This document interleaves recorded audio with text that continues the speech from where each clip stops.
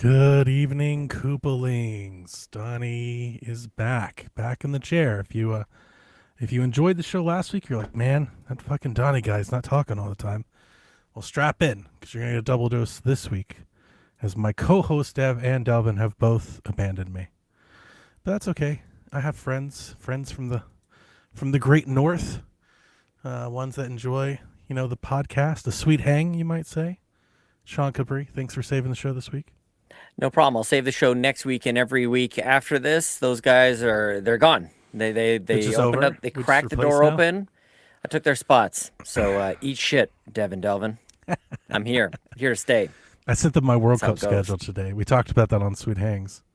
For those of you that may not know, there's probably a lot of people that have no idea because me and Sean secret podcast. We have a secret podcast we do called Sweet Hangs. It's on the PSVG YouTube. But we record whenever we can, whenever we want to. So it's sporadic. It's like a pop-up.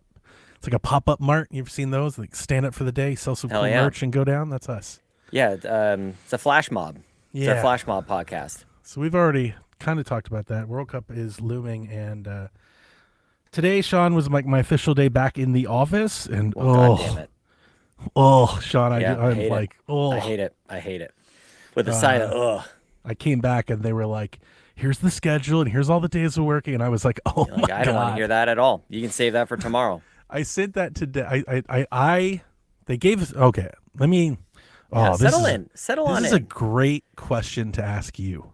Like, honestly, that's why I just got shocked. I was like, I don't know if I want to hear anybody answer this question besides Sean. All right. I am somewhat of an outcast at my office. Because I do not live like my calendar. I don't think in calendar. Does that make sense? That makes a lot of sense because I literally describe myself, I think, today as living in my, like I am powered by my calendar. I knew it. So, I knew it. Yeah. All right, Sean. Yeah. So let me tell you what happened. So I get there and they're like, yeah, they finalized the World Cup shifts. They have a calendar. And I had to go to my Google Calendar and add their calendar to my calendar. And Sean, so I'm looking at a calendar and I've got, it's World Cup. So it's like 6-8 weeks, whatever. And there's stuff like every day, every other day. Right. So my person at work tells me, they go, okay, purple means this, red means this, green means this, and this means this. I was like, how am I ever supposed to remember that when I'm looking at a calendar that has no key or legend? Yes. What does that mean? Yeah, it's bad. And they're like, oh, well, we also did a Google Doc, and you can go look at the Google Sheet. It's a table. Man, somebody put a lot of work into this, Donnie. Oh, no, that's true. Yeah, no, I'm not shortening it. Yeah. But my problem is, as you see my notes. No, I'm making fun of the amount of effort that they put into that to make it as my complicated notes. Shit. You see my notes? Sure. I think in like outline. I think in bullet points. Sure. I never think about what I'm doing 3 weeks from now. I can't. I'm with you on that. I gotta make sure I'm doing. I got to make sure I'm ready to do what tomorrow has to do. Like I'm day to day. I'm living in the week. Isn't that just like a husband thing? Isn't that my just dad life? Folks at the office, do they live and breathe? They're like, I put it on your calendar. I'm like, I haven't looked at my calendar in 2 days. Why are y'all always? Is that all y'all do? Is stare at calendar? I have work to do. I think you might be surprised. It's like I'm not looking at my calendar like this, and it's not an issue at all. But what I had to do today is I had to take their calendar and create a list, and then I could color code it and make notes. Mm-hmm. And I want to know where I'm supposed to be working because I'm rotating. I'm in like 4 different stadiums and event centers. So like I need a list. Here's my day-to-day breakdown. June 10th, you're here from these hours to these hours. This is a purple day. Yep. June 11th, this is a red day. And the folks that was working with me, they're like, Donnie, they're like, you've just created the same thing. I'm like, yeah, but I can reference this quickly. Mm-hmm. I know exactly what it means as soon as I look at it, and I can move on. Yeah. I'm never going to, they were like, I opened my calendar and I was sifting through. They were like, go to month view. And I was like, why? And they're like, you never goes to month view? I was like, I don't think I've turned month view on in 10 years. And they were like, how is that possible? I'm like, because I opened month view. You can only read like 2 words of the subject. You have no idea what half of these appointments mean. It's just like, listen, And that's me on just my calendar. They look at calendar, have the whole staff on the calendar. They're looking at 13 calendars. Yeah. Some of it's duplication, and I don't know what it is, dude. I'm envious. I'm envious. No, you're and not. Also like angry. Like I'm like, this can't possibly be helpful. Agreed. You're like, right. This is you're so inefficient. Right. Dude, I think about that kind of stuff all the time. Like, how is, like, everybody's just doing this? How are you all operating? Like, you really get through a 40-hour work week like this? Yes. So, Sean, I don't think in calendar. I'm with you. How do you do this? Well, so I don't know if I have an exact parallel, but I do spend a lot of time doing what you've done, which is take something that everybody else seems to understand, like on the surface. I'm like, no, we can't be working like this. Can we just put a little extra thought into how we're actually going to be engaging with this information? How do I make this so that digestible? It's useful? Yes. Yeah, I definitely, I do that. And I put in the homework. I'm not sorry to cut you off, but I think I've just had an epiphany. Over my many years here, I've been told, commented, shared, listeners, maybe not everyone, we get bad reviews too, but that people like our show, they like how we do the news. Yeah. Is this why? I think Is it because I think like this? Because I take big news and make it little, like shorten it down to like just here's what you need to know, ... I think it's the result of that. I think that's a function of like what ends up happening, which is what they like. But like you're able to get, this is how you're able to get a lot of information in. You can parse through it, you can understand it, and then you're able to talk about it like comprehensively. Like you don't just read the headline. You understand the story. And I don't think most people are able to do that because they parse through the information entirely differently than you do. Oh. Yeah. So I think the approach allows you to then have an output that is different than most people's. My boss, he loves his calendar. My supervisor, they love their calendars. Mm-hmm. They think it's crazy. They're like, you don't even have the people you're over. You don't even have their calendars on your calendar. I'm like, I'm not keeping up with them. We meet. We meet and they tell me that they had a meeting on Friday. So I know, I just know that they're there on Friday. I just know that. I know. And if I had more, like, I guess, courage or bravado, maybe I might call people out on that kind of thing. Like, because I would, well, good for you.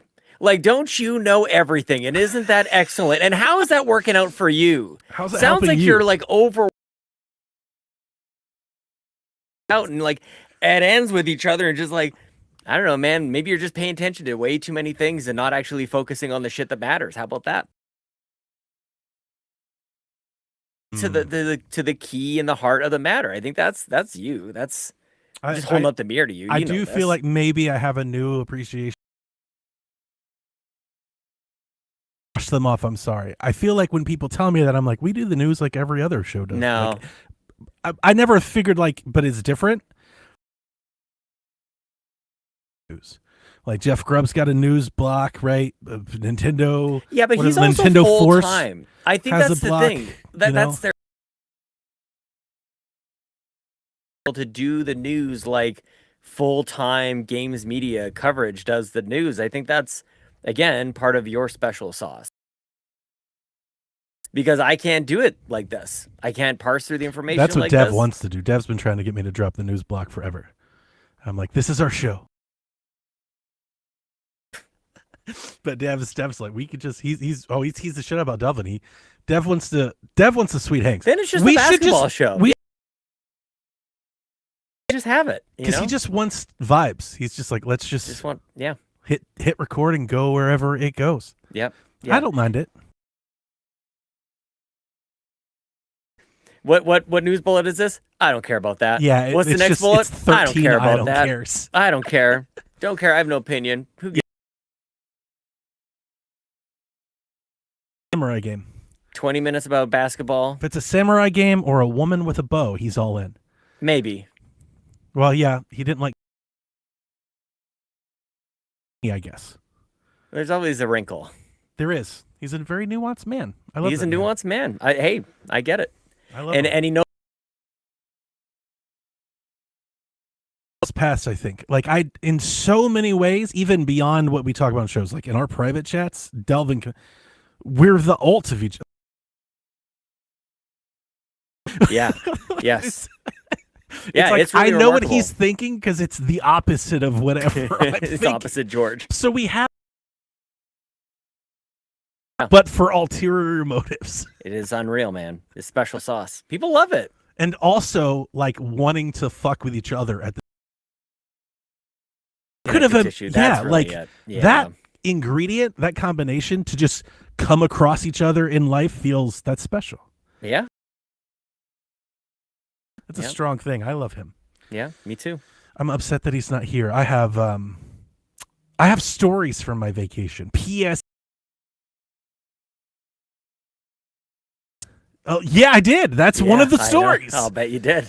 So I saw some graffiti on the bridge just yesterday. I think. Eat ass, something like that. That's a sweet T-shirt. Yeah, it was on the bridge. It was just spray painted on there. I have a thick thighs save lives sticker on my Roadrunner. Oh shit! My wife hates it. Hilarious. I don't think she really hates it. I think she tells him she's supposed to hate it. Oh, Donnie. Yeah. And this is the thigh highs are my demise. It's good stuff. Well, I'm glad I could save your show this week. I'm glad the listeners have something to entertain them. Thanks I was to gonna me go solo. and only me. I thought about it. I was like, yeah. Oh, that would have been better. I've done it once or twice. Yeah, I don't think so. I don't think so. Just it'd be me talking to chat, which would be weird because listeners would have no idea what I'm responding to. Yeah, I'd have to just read the questions, I guess. It'd be like I'm sure stream. At least 1 to 3 people have found out I'm on the show and they're like, nah, I'm good. No, I don't think that. Not you. I'm sure they have. You're the Bob Hope of video games. I've told you and this, you know man. What? I don't care. Their loss. Fuck them, dude. So, do you want to hear vacation stories, or you don't tell me about what you're planning? I want to hear vacation stories. You have vacation stories. Let's do that. I have 4 vacation stories to tell. I don't think I knew what I was signing up for here. I don't think I realized there was fucking 4. It won't be an hour. I'm just kidding. All right. So last week, me and my wife went to our favorite beach, and we holed up in a hotel. And I partook in substances, and we went to the beach, and we sat in the ocean, and we went out to eat, and it was lovely. We had a lovely time. We made up for that awful vacation that we went on a couple years ago. We revenged it. But while I was there, some PSVG-like things happened, and I wrote them down to make sure that I wouldn't forget about telling them. All right. So, story number 1, I witnessed a drug deal on the beach. Hell yeah. But here's why it's memorable. I'm sitting in the beach in the sand. I took a TikTok. I did a video. I'm sitting, my Crocs are in the sand. I'm sitting in the beach. Me and my wife, it's at sundown. Sunset was the word I was looking for. And it's a very remote beach. There's nobody there. Mm-hmm. So when you see people, like, they're noticeable. You notice them. Yeah. Mm-hmm. All right. So to my right, I see 2 teenagers. I would describe them as squirrely, like kind of emo, kind of long, kind of greasy. Do you get the picture? 100%. All right. Yep. Mm-hmm. At tops 25, but I'd peg them at like 20, 21. Sure. Yeah. All right. To the left of me, we're on the beach. There's like a little sandbar in front of us, so like a little pool kind of gets created, and then the beach is like 10 yards beyond that. So across the sandbar, there's a guy that I can only describe as like the comic book guy from The Simpsons. Okay. He's in his swim trunks walking in the beach with a hoodie on. Yeah. Right? Yep. And I don't know what it's like, a 5-finger death punch hoodie or something like that. Something out of Hot Topic for sure. Mm-hmm. Mm-hmm. All right. He's balding. Yeah. Bald on top. Long hair on the sides, long beard. Yeah. Like the hair just moved to the bottom, like gravity pulled the hair from the top and pulled it to the bottom, like the South Pole. Yep. What is that called when continents move? Like a tectonic shift? Tectonic shift. Yeah. Shifted from the North Pole to the South Pole. All around, 360. All around. All right. I see both of these folks walking. This one's coming from my right. This one's coming from my left. They're 30 yards to each direction. Yeah, but something's going down. I look at them both, my wife making a sandcastle, has no idea what's happening. Like she's just doing her these da da da da da, and I just mentioned, I'm like, oh, the drug deal's about to go down. Come on. And she goes, what? I would have said the same thing. I was like, yeah. No, listen, look. Because I felt like I could see them kind of eyeing each other. There was nothing said. God. There was no pointing, but you just get an energy. It's like But you go straight to drug deal, not like maybe it's a Facebook marketplace I've seen meetup. So many drug deals. I mean, don't they look a lot like a marketplace meetup? On the beach? In the ocean? Maybe. I don't know. The comic book store guy is in the water. I don't know anything about your country. He's walking in the beach water. He's on the beach, right? Yeah. All right. Well. So I kind of get my wife. I'm like, all right. Look. She's like, it's not a drug. Why would you think that? Why would you go to drug? I'm like, I would think the same thing. They huddle up. They circle. A special handshake gets made. Hell yeah. Okay. Guy turns around, drops his weed in the ocean. What? And all you hear him do, and remember, this is the emo kid. He's in like jeans and kind of like Chucks with like a flannel. Sure. Yeah. He goes, no, and goes into the water and tries to get it. Oh my God. No, it's gone. You drop anything in the ocean, it's gone. In the water. She goes, what did he do? I'm like, oh, he just dropped his weed in the water. She's like, oh, no. Like it was, and Sean, the deal happened center. They came from left to right to sit right in front of me. That might be proof of God right there. Just what a theatrical moment for you, like in real life. He did pop up. There was words, I believe I would describe I would read the circle as kind of I need my money back, or like, and the other guy was like, fuck you, you dropped it in the water. What an idiot. So we thought something was going to happen, but they didn't, and I think he paid him again or something, and he went the other way. They eventually broke off, but that was day one too. You didn't want to introduce yourself? You don't want to be like, hey, I'm Donnie, what else you got? I brought tons with me. I was good. Like I don't need to meet strangers on the beach. You weren't. I ordered mine in the mail like a fucking adult. Okay, I'm not out here buying shit. Actually, that's a good call. Like I was thinking, like, did you know it was weed?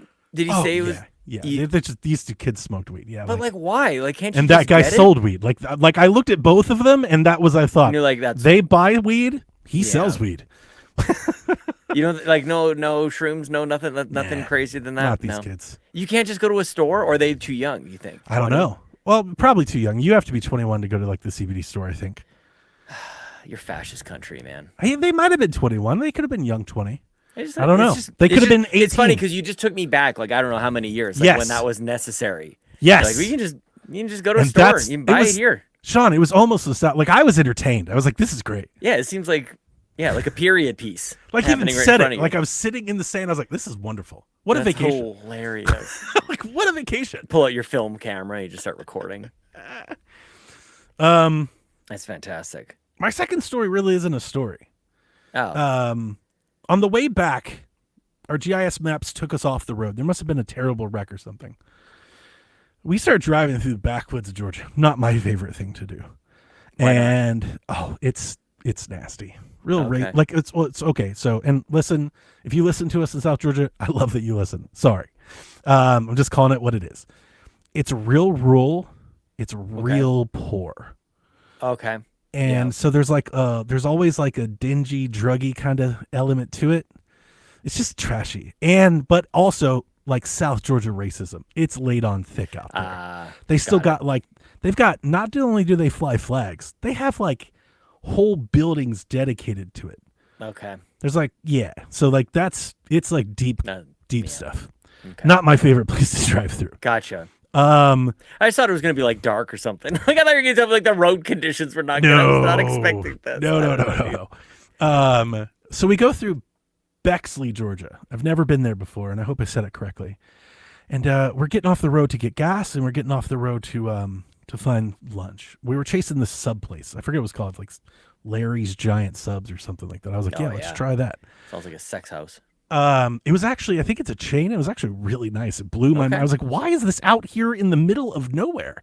But anyway, that's not the point. As we're driving to find this sub place, I see a sign. It says, it's called Rage Quit Gaming.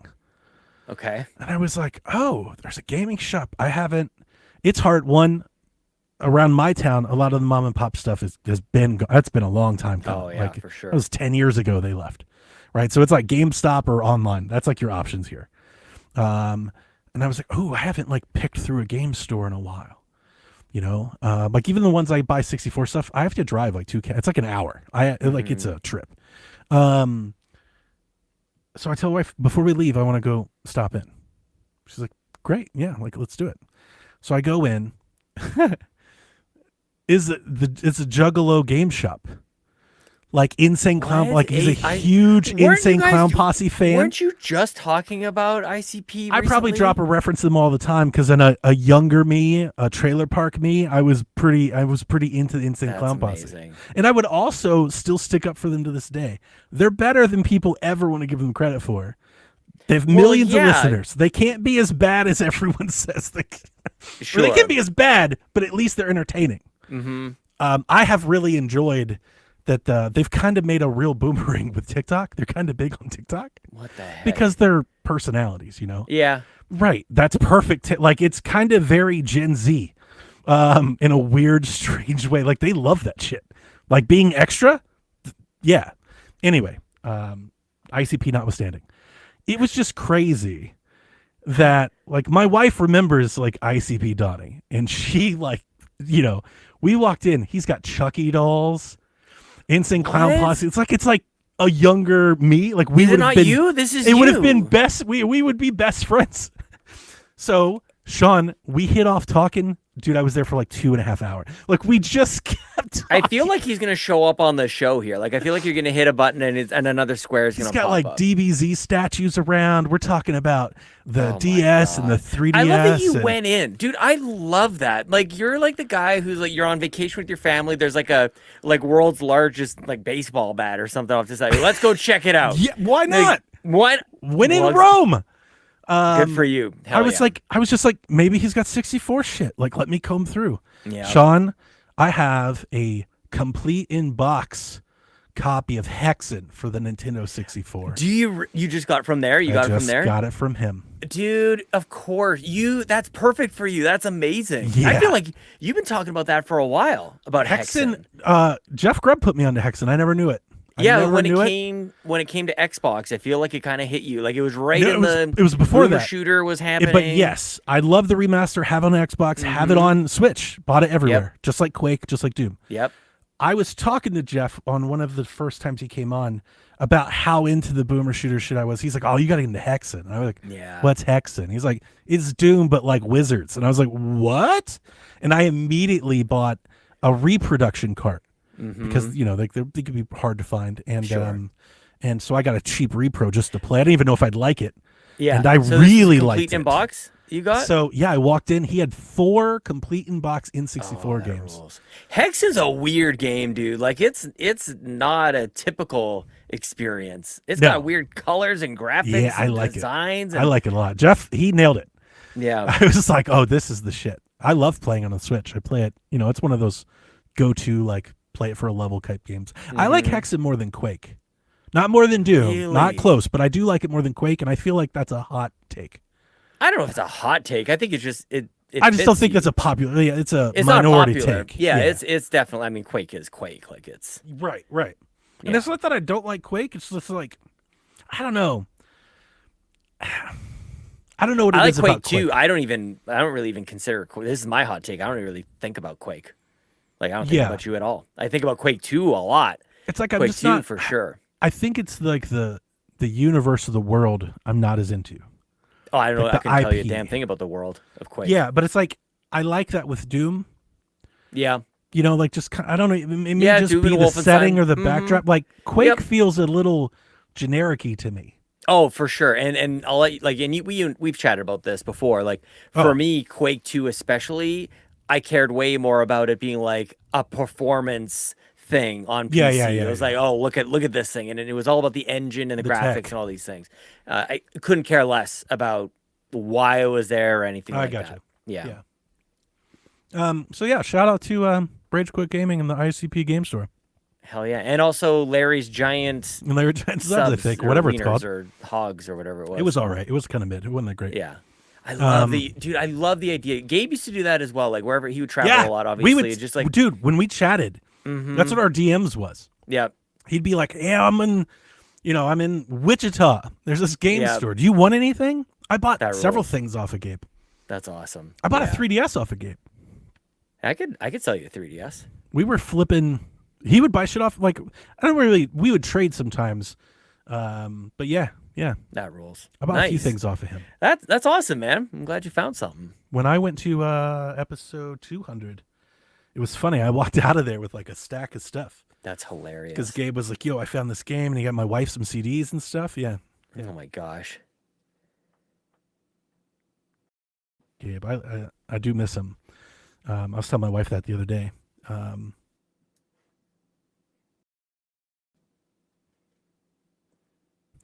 know that doesn't make sense. Hang on. No, you're just cutting out for me a little bit. I'm trying to parse it. Okay. No, I was just even thinking out loud. I think listeners would be like, that doesn't make sense. What I'm trying to say is that like there was like it was a real good fit. Like as like what we discussed, and like it was like on that, it was kind of very siloed. Like it was 98% gaming. Yeah. It was just like, how's your mom? Family good? Right? But it was mostly gaming. It was 98% gaming. Kind of amazing. I don't know if I have anybody that I talk about 98% gaming. We shared so many of the same game. I've never felt someone that connected like our game libraries felt similar, like very similar. He used to always be like, he'd send me links to indie games. I think you'll like this one. And I loved it. And I would do the same. It's just like a lot of that. It's like, it felt like gaming partner perfect match. I feel me and Gabe. I want that. It was cool. Because it was like, and I'm kind of close with that actually, like in PSVG. Not quite on everything, but I share a big Venn diagram with Kyle. Oh, yeah. Like when Kyle says, I like game, I go, I need to buy this game because I also will probably like it. Yeah. Me and Gabe were like that. If I told Gabe a game sucked, he'd be like, I'm not even going to touch it. Yeah. And vice versa. I'd be like, oh, dude, you got to play this one, though. And he'd play it. It's like, yeah, like we got that very well. Oh, I love that. Damn. I wouldn't trust a video game review, but I would trust Gabe's. I don't know if that's possible for me. I feel like I don't know. It wasn't even that we liked the same thing. It's like that we knew exactly what the other person liked. I had that with a number of people. I know what a lot of people like. Yeah. But there's definitely, I don't know. Because I feel like I change day to day. So how is it even possible? And to maybe hit it a little harder, an equally devout shared love for the golf game. Oh, for sure. Yeah. It was a lot. Yeah, of that is another level. Like I like golf games, but you guys are on another level. Nerd together. It's like, dude, it's like we found each other. Yeah. Yeah, it was a lot of golf. Maybe 30% golf talk. Golf game talk. I can't tell you the amount of golf games I've bought on Steam just to try because me and Gabe were like, did you see this one? Of course. We did a thing on the Nintendo Drive this week, like an over-under how many games we each own that we've never played before. Oh, it's like, is it over under 10? Is it over under 20? And I'm like, 10 is really low. That's what I thought. Thank you. I'd be amazed if I'm like, what? No, it's like 1,000. Yeah, call me in an hour. Just keep going. Like, let me... Like, we're not even in... 10, 20? You need to use bigger increments. When I sorted it alphabetically, we were over 10. We weren't even in the B's yet. Like, it was so quick, dude. 100%. I'm like, first game listed. Is that played just it. Steam? Yeah. No, this was on Switch. This is on Switch. On Switch? Not even your main. Not even Steam. Wouldn't even have been Steam. Would have been way worse. This was on. I'll tell you one thing I hate about the Switch UI is that the virtual game card and like the only ability to search for a game you have is to open the eShop and search. Tell me about it. It drives me mad. I'm like, I have so many tiles to sort through. Mm-hmm. Yeah. But anyway. Yeah, we collect games and play them. It's two separate hobbies. I need another copy of Hexen. My 5th copy of Hexen. There you go. Hey, I was going to buy the Mummy Demastered is on sale on the eShop right now. I recommend everybody check that out. It is way better than, like, who cares about it has any right to be. Well, yeah, because it's attached to the Mummy with Tom Cruise somehow. But it's really just an action game. It's just a 2D side-scrolling action game with, I think, some Metroidvania stuff in there. It rules. And it's like $5 right now. And everybody should buy it. Whoever's listening to this, this is my recommendation to you. And I'm about to triple dip on this sucker. This game is amazing. That's real recommendation. Yeah, that's the one. Yeah. I just bought Lego The Hobbit just to have on PlayStation because I was talking to Rob about Lego Lord of the Rings. Oh, I'm one slightly inconvenient and bad day from just going on a Lego game collection. It's really fun. The Lego games are wonderful. I saw Ed Placencia was streaming Lego Batman, the new one. Yeah, and it's like, man, they haven't done like this style. Go Cindy Undercover. Yeah, and like everybody missed that one, but like, well. Yeah, I mean, I wouldn't count it, but they did the Star Wars collection, like as a whole. That like just a kind of open world-ish, like behind the back kind of thing. Jurassic World. I don't know if that was before. I think it was after. Mm-hmm. Bad degree. Yeah. Lego like City did it better, rules, dude. Yeah, City did it better. Yeah, for both, and it was different games on 3DS and. Where is he going? I can't reach it. I have Lego Lord of the Rings. It's Lego Lord of the Rings is my favorite, like one of my favorite. I had that for games. Vita.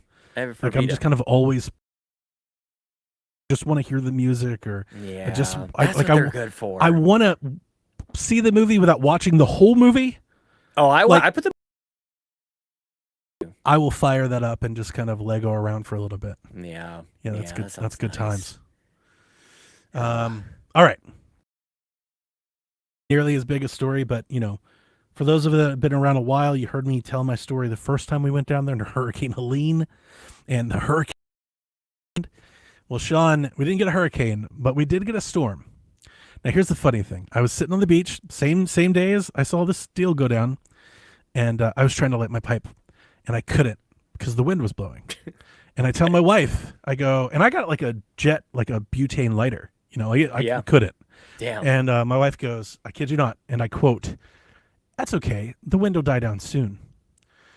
A storm came up that evening, and we had sustained winds of 50 miles per hour for 20 straight continuous hours. Oh, I have never seen the wind blow. Like, Sean, there wasn't pauses. It just blew. It was a constant. It was insane. You had a cosmic... Like, you had a divinely intervened vacation. I told my wife, you had a drug deal happen. Maybe we shouldn't come to this beach.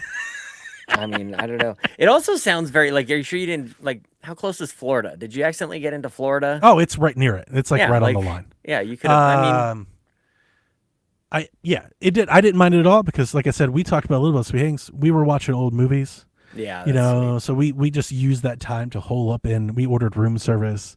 We watched a bunch of old movies, stuff like that. And then here's my last one. And I really hate that Delvin's not here. I hope he listens to the show. The first day we get there, I send my wife to the resort club to get a massage. Treat her. She deserves to be treated. And I go, hey, I'm going to go to the pool. She was great. The hotel we're staying at has 2 pools. You can go to either one, but there's 2 of them on opposite sides. And you could clearly tell which pool was which, because on one side on the right side, nobody's in the water. It's like 20 old people laying out, just being quiet. There's no music, anything. To the left, I hear just the loudest rap music boombox speaker going on. I'm going to go, okay, I'm going to go hang out over. This must be like the young pool. All right, first off, Sean, I walked in. It was the young pool, and I immediately, for the first time, felt like maybe I'm too old to be here. For the young pool. Yeah. Like maybe I don't count here because I'm very different than everyone that's here. But that was the second day. Because the first day I went in, there was no one there except one couple. The older gentleman, I would peg at near 60. Splotched skin, beer belly, that slicked back hair, Hell yeah. All right. He's sitting with his shirt off in just a chair, not a beach chair, not a lounge chair, not like a chair you see by the pool. Yeah. No, like it looked like he brought his table? own chair. Yeah. Hell yeah. Yeah. He has a chair. He's just sitting like a foot away from the pool. Mm-hmm.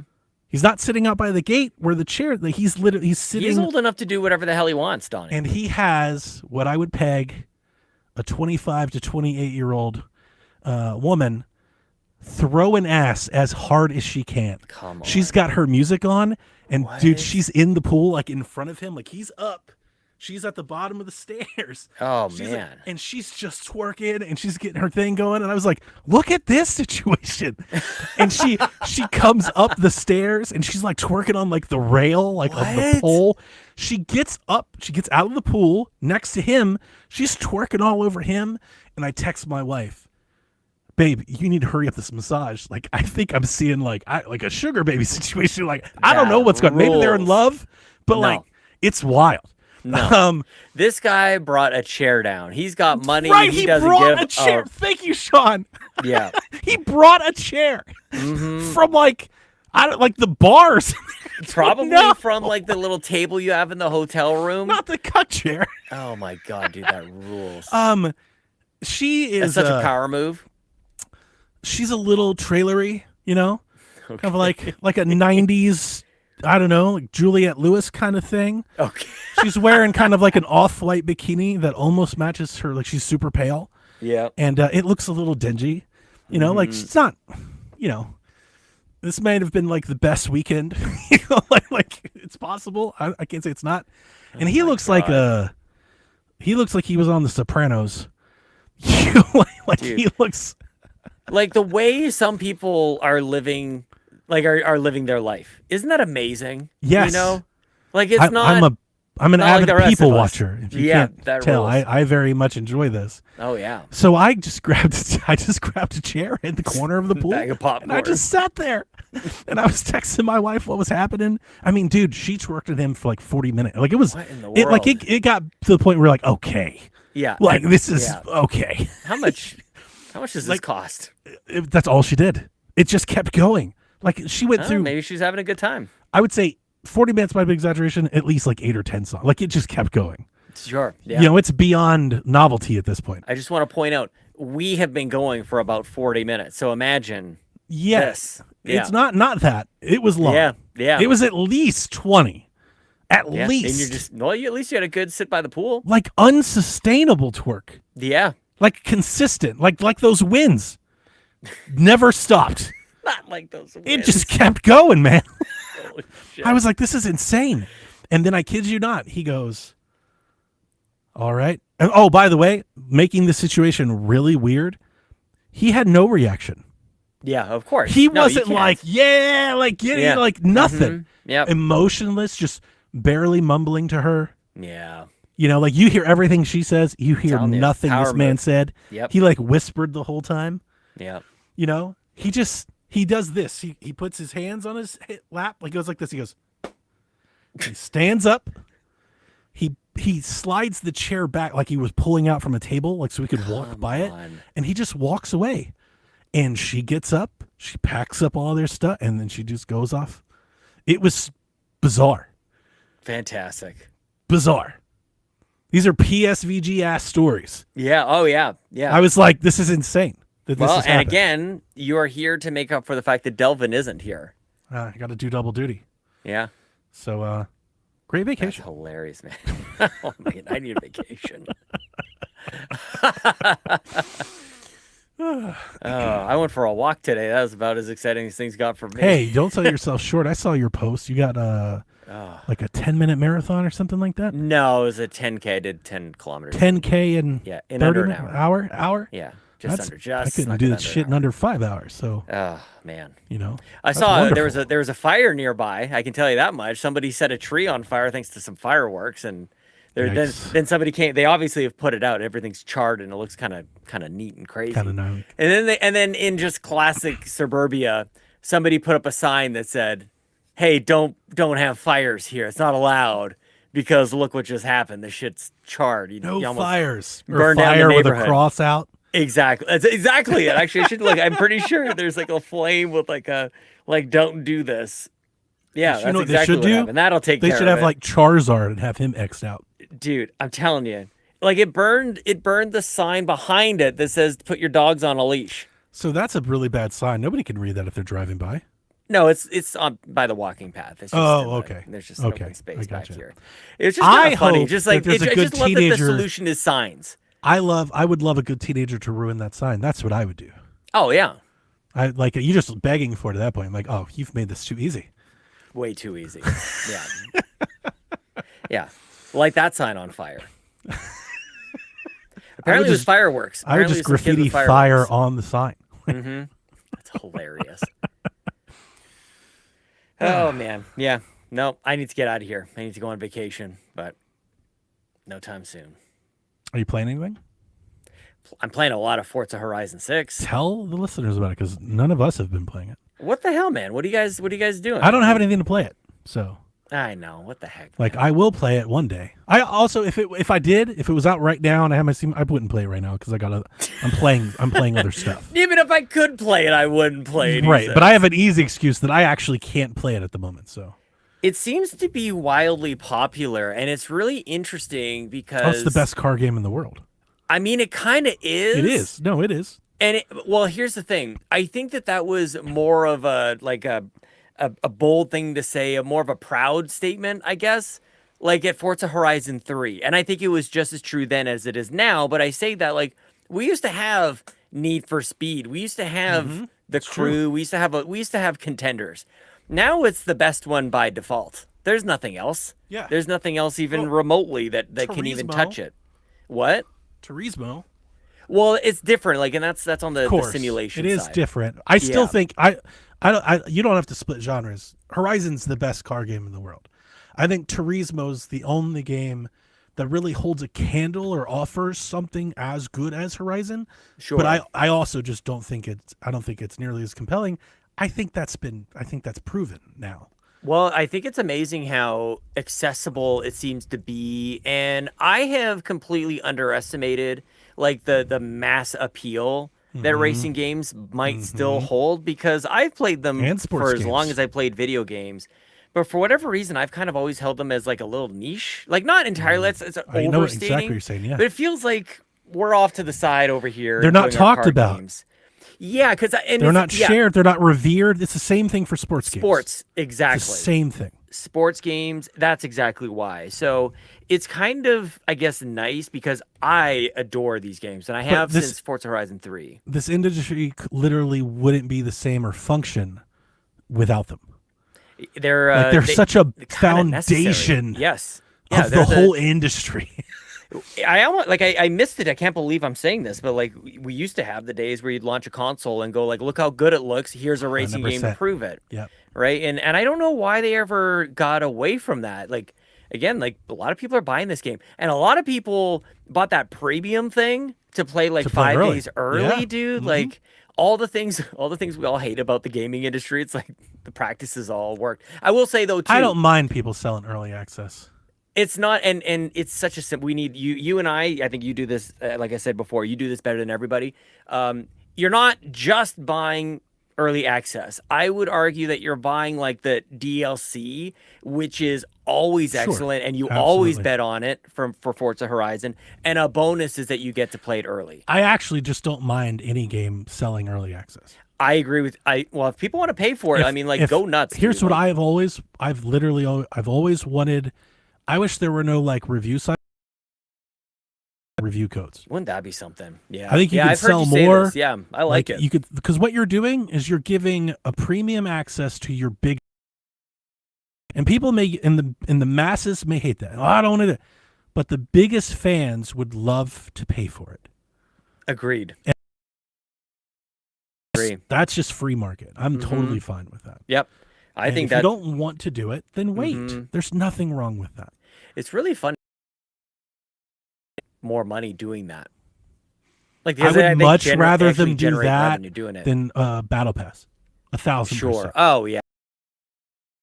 No, I mean, like this game, it's set in Japan. We've all been wanting a Forza Horizon game in Japan, and a challenge. Like it's okay to like that too.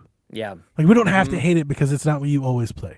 Yep. Like if you don't like Yoshi, I want you to give me better reasons.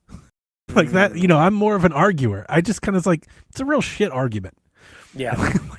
It's like, I don't know, try harder. Tell me more reasons why you don't like it. Like I don't like that reason. Well, and then they'll struggle because they haven't played one, and that's the other thing. It's like that's part of it. You haven't even. Yes. Gotta play it first. Mm-hmm. You know, that's with any reviews, and we don't talk about review culture, but I've always been excited. I think this Yoshi game looks fantastic. I'm like legit excited to play Yoshi. Mr. E should be the #1 costume at Halloween this October. I love Mr. E. I didn't realize that's what his name was until Tuesday, and I was reminded. And you say it fast, and it's mystery, and that's real great. I didn't realize that. Good pun. I just love his mustache. I think this man looks great. I think the art style looks great. I think it looks awesome, like just to look at. I love when Nintendo stuff. Makes us a nice work of art. Yeah, and I love the little glitchy animations. I've been about it, but that's how I played Spider-Man. I play a lot of games that do that. Like when a game does that, I'm like, I want to play that game. Yeah. So I'm just maybe more into it, and that's totally the tricky fun. thing is, there's a lot of people with podcasts now. A lot of people and if they're not on a podcast, they've got social media of some sort, and so everybody's got a voice that's a little louder. Garrett Bland in the chat pointed out, I don't like and don't play a lot of games that just don't say anything, and that's very seldom. That almost never happens. Yeah, a lot of people don't like and don't play a lot of games, and they say a lot of stuff. It's the dismissing of like, it's like all child games should be mobile games or something. It's like I don't buy into that. I would inverse the statement. You're like, they don't need to make kiddie games. I'm like, you know what? PlayStation and Xbox need to make more kiddie games. Oh man, like it is amazing how Nintendo. How much my kids loved the PS4. Do you remember the Astrobot like playroom with the? They played that more than anything else on the PlayStation. Of course, man. You know? They have Astrobots. Not that they don't, but like they should do more.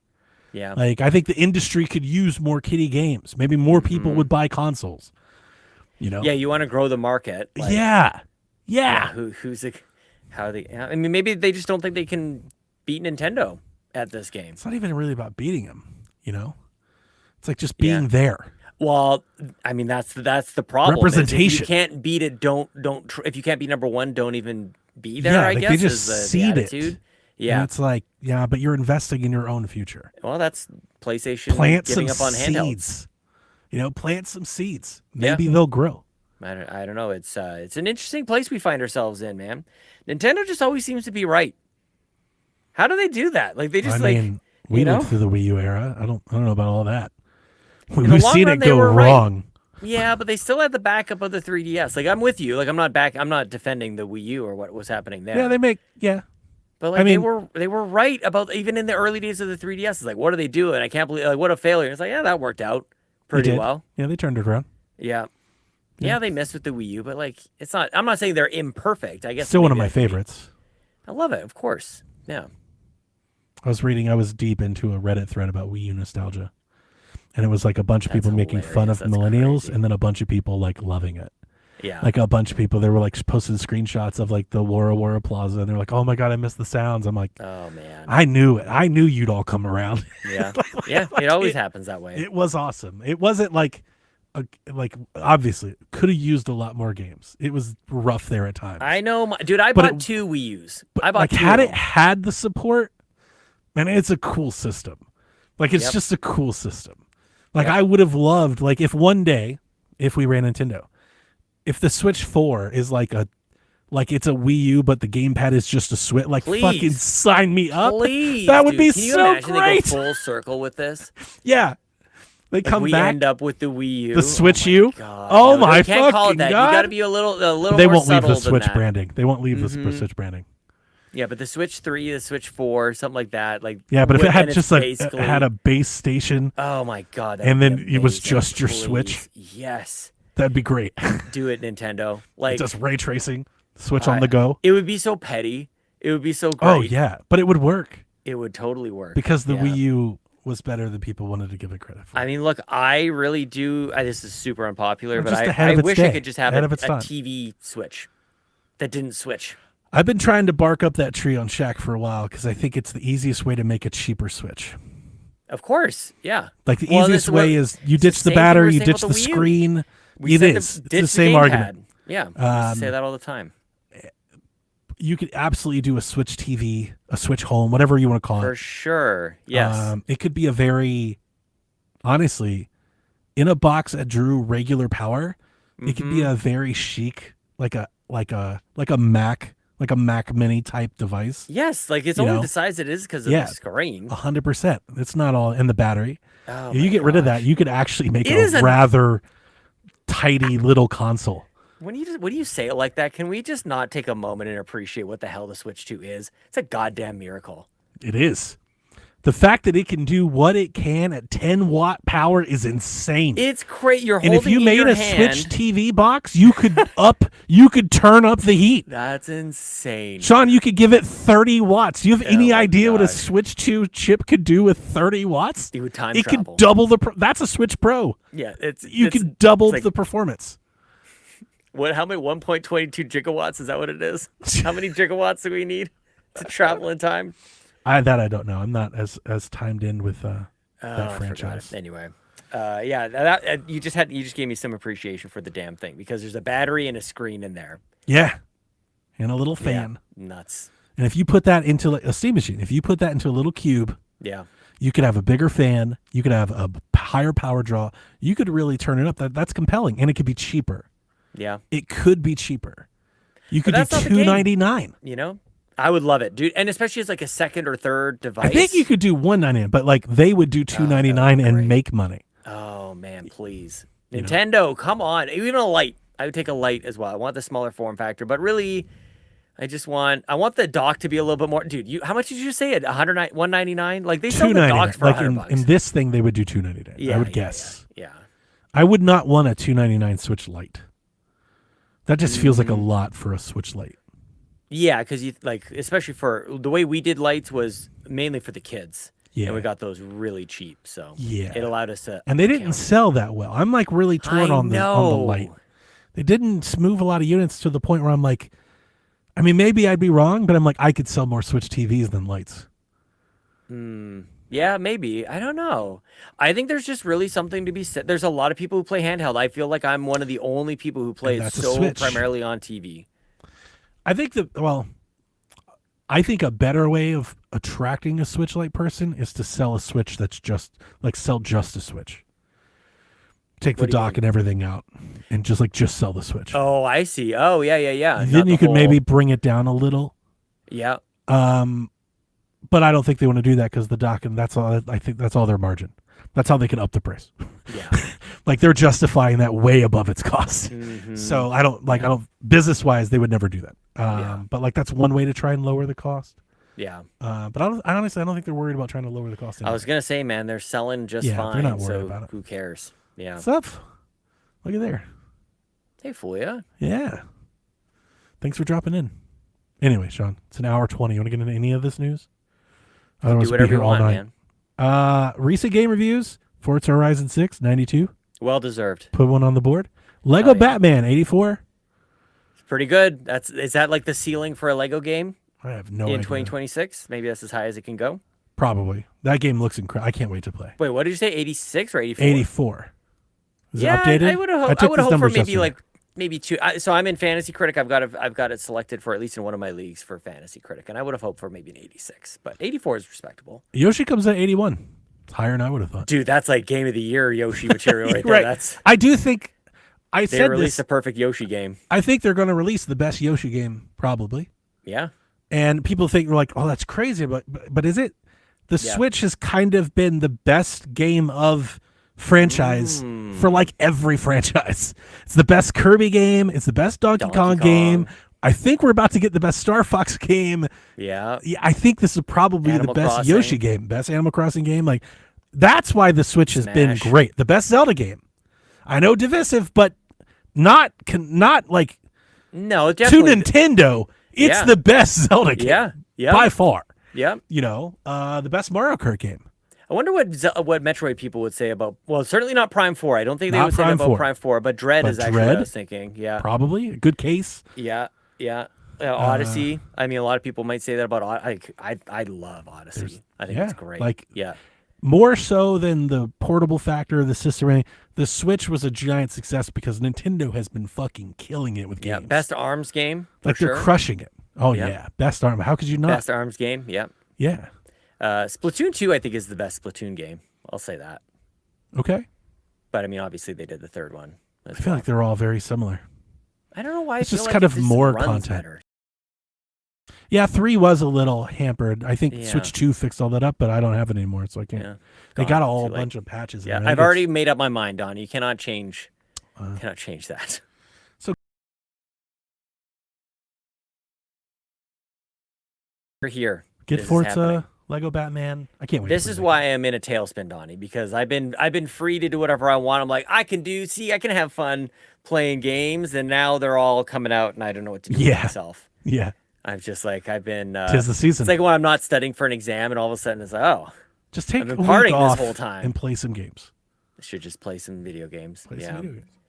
Yeah. Well, I had Friday off. I played I don't know, 5-6 hours of Forza. That's what I did Monday with Donkey Kong. I just played like 6-7 hours of just straight Donkey Kong. Pretty good. I love that game. Oh, Donkey Kong rules. Yeah. I am going to, after FIFA, I am going to take a week off just to like catch up. I'm going to take a whole gamecation. Yes. Yeah. I've done that from time to time. I do enjoy that very much. Yeah. Stage of life is a little different for both of us. So it's a little trickier. Yeah, no, that's all good. It's what I want to do. It's just not. It's not what, well, and there's just a lot of spinning plates, a lot of different priorities. Yeah. I'm really taking this running. Like running has been good for me this year, so that's good. You're killing it. Yeah, it's going all right. Yeah. Yeah. I knock on wood. I shouldn't say this sort of thing, but I haven't like broken an ankle or anything like that. So doing okay. Don't speak that out loud. I think about it. So I mean, whatever. I think about all sorts of dark. You could play some games. Yeah. You could play a lot of video games. If I hurt myself, broke an ankle. Yeah. No. I mean, I'm not saying don't throw yourself off that bridge you run across. Yeah. Yeah. I'm just saying I understand the temptation. They got like one of those things in the way. They got like a that car that drives obnoxiously close to the curb. I'm not saying don't put your leg out. Yep. I'm just saying I would understand the temptation. Yeah. There's a real deep and fast moving river right beside there too. Like, would the short-term pain be worth the long-term gain? I don't know. I think it would be long-term pain. I think I would be out for, probably for quite some time. Probably ruin my life. You play so many games. All for video games. Hell yeah. He's like, but I finally got Breath of the Wild in. Yes. That's what I need. Next news story. Embracer has split into 2 companies as they're doing the Ubisoft thing. That'll fix everything. They're spinning out a subsidiary that they call Fellowship Entertainment. Fellowship Entertainment will now oversee Lord of the Rings, Tomb Raider, Darksiders, Metro, Kingdom Come Deliverance, Remnant, and Chairman Lars Wingefers. I think he's the drummer for Metallica. Lars, yeah, definitely. Lars from Metallica. He says, quote, seeking partners to work on some of Fellowship's other well-known IPs, such as Saints Row, Legacy of Kain. Shout out. Deus Ex. Yes, sir. Which, yes, please. Red Faction, The Mask, Thief, and Time Splitters. The Mask? The Mask. Would you want anyone else to try? Like, do you want another Deus Ex game? Deus Ex for sure. I'm scared that they would not do it well. I'm more scared that somebody wouldn't do it at all. Okay. All right. Yeah, I think we can't seek perfection at this stage. Like, just a good remaster. You're just like survival. It's just a remaster would be Remaster's the cheat code. That'd be the best way to start, I think. Yeah, definitely. I love Deus Ex, but I'm like in love with like the aesthetic of Deus Ex more than even the game. Yes, I am too. Like, and I'd be afraid of a new developer not getting that right. That would be like how Star Fox characters are with people. Yep. That would be a deal breaker for me to see a non-glowy Deus Ex game. I'd be very upset. For sure. I think to my joking little tag on games where I go, I don't know how playable Deus Ex is. I think it's very systems based. It really requires it's a thinking man. It's a thinking game. Yeah. It is like a Hitman. It's not just something you pick up and run and gun. You do have to kind of sit and consider it. And so that hasn't had the most mass appeal. Also deals with some pretty heavy topics that probably Cyberpunk dealt with better. So it's now we're in a post-Cyberpunk world. Is there room for a Deus Ex after that? They're not entirely the same, but it still deals with augmentations and this, post-capitalist world. Who made it? Is that what you're looking up? No, but Quantic Dream's still a thing, or do they close? I think they're still a thing. I think we could make a Deus Ex game that isn't a Deus Ex game. God, weren't they working on something Star Wars? Like, I could see a Detroit Become Human kind of Deus Ex game. That could be awesome. Of course, yeah. I mean, they're very similar. Quantic Dream, is it a Star Wars game? I think they are doing the Star Wars game. The game that was announced yes. that like hasn't even like entered production. Like, we have no idea if we'll actually see that game. Who knows? Yeah. I mean, I didn't realize the game is at least 5 years away if it makes it at all. Yeah, but there was a lot of conjecture about that because they were like, they showed you're not this getting awesome. Deus Ex, you're getting Star they showed Wars. all this awesome trailers, and then I don't remember, but afterwards, people were like, "So how far are you?" They're like, "Oh, we're hiring people." Like, they haven't even really started. It was revealed in December 2021. Was that at the Game Awards in 2021? Was it that long ago? The reveal trailer, Star Wars Eclipse official cinematic reveal trailer, December 9, 2021 on YouTube. Oh, wow. Maybe it's a reboot or I'm thinking something else because I was thinking something like last year. Was that the Game Awards or something? Apparently, I mean, December 2020, that December 9th would have been Game Awards time. Huh, maybe 2020 was 5 years ago, dude. Yeah, I don't keep up with it like that. Yeah, same here. But anyway. Embracer will continue to oversee Aspyr, Limited Run Games, THQ Nordic, and all of its subsidiaries. So you're thinking Detroit, All Humans, Gothic, SpongeBob, Wreckfest. They're doing what Ubisoft did. They're putting all the valuable ones into one and all the lesser valuable ones into another, probably in case they have to shut one down. Or just operate at different levels, I guess. It's just a way for whoever is in charge of these things to run them. It has to be more than management of the properties and more about. Well, Embracer just grew too damn big. Like, they had to close, so many. They just yeah. In other news, PlayStation prices are on the rise as PlayStation is increasing the price of PlayStation Plus $1 per month for all new subscribers. So if you don't have PlayStation Plus and you try to subscribe, it'll cost you $1 more a month per month. So I think the 1 month is $10. That'll be now $11. The 3 months $27. Maybe $28. So everything's going up $1. So seems fine. Yeah. I mean, it sucks seeing anything go up, but I mean, I'm not surprised. Yeah. Like, PlayStation's fighting their margins. Mm-hmm. And this is one way to add a little buffer, and it doesn't impact anybody that already had. And honestly, it's probably more to try and resist churn than anything else. It's trying to keep people from. Oh yeah, because if you cancel and then come back, you're going to have to pay more. Yeah, it's interesting. Like it feels like a bit of a test. Like $1 is just like, is that really? Like, what does that really do? Like, what are we talking about here? I think in the they have a lot of subscribers, so $1 a month is not, like, it's not $1 a month from everyone, but it's probably where I'm $1 going with a that month. line of thinking. I just feel like it's not nothing. I know, but dude, like we've all been almost like forced to just accept that everything is going to be more expensive. That we've even stopped asking for more value. Like, if you're going to charge us, we've stopped asking about that, and it's just like, I guess everything's more expensive. These companies are just doing it. Until we stop paying for it, they're just going to keep doing it. Yes, exactly. It's just like 100%. Somebody or enough people made it okay for prices to go up. So everybody's like, well, I mean, we could charge more. Dude. And it just seems okay. And when the Steam Deck came out, when the Ally came out, I was like, dude, you know who's angry? All these companies that were told they could never cost more than $500. I've been talking about and they're watching people buy Allies for $1,000. Like, totally. The moment I saw that, then I was like, this is not good. Yeah. Because they're seeing and they're like, oh, we could charge more.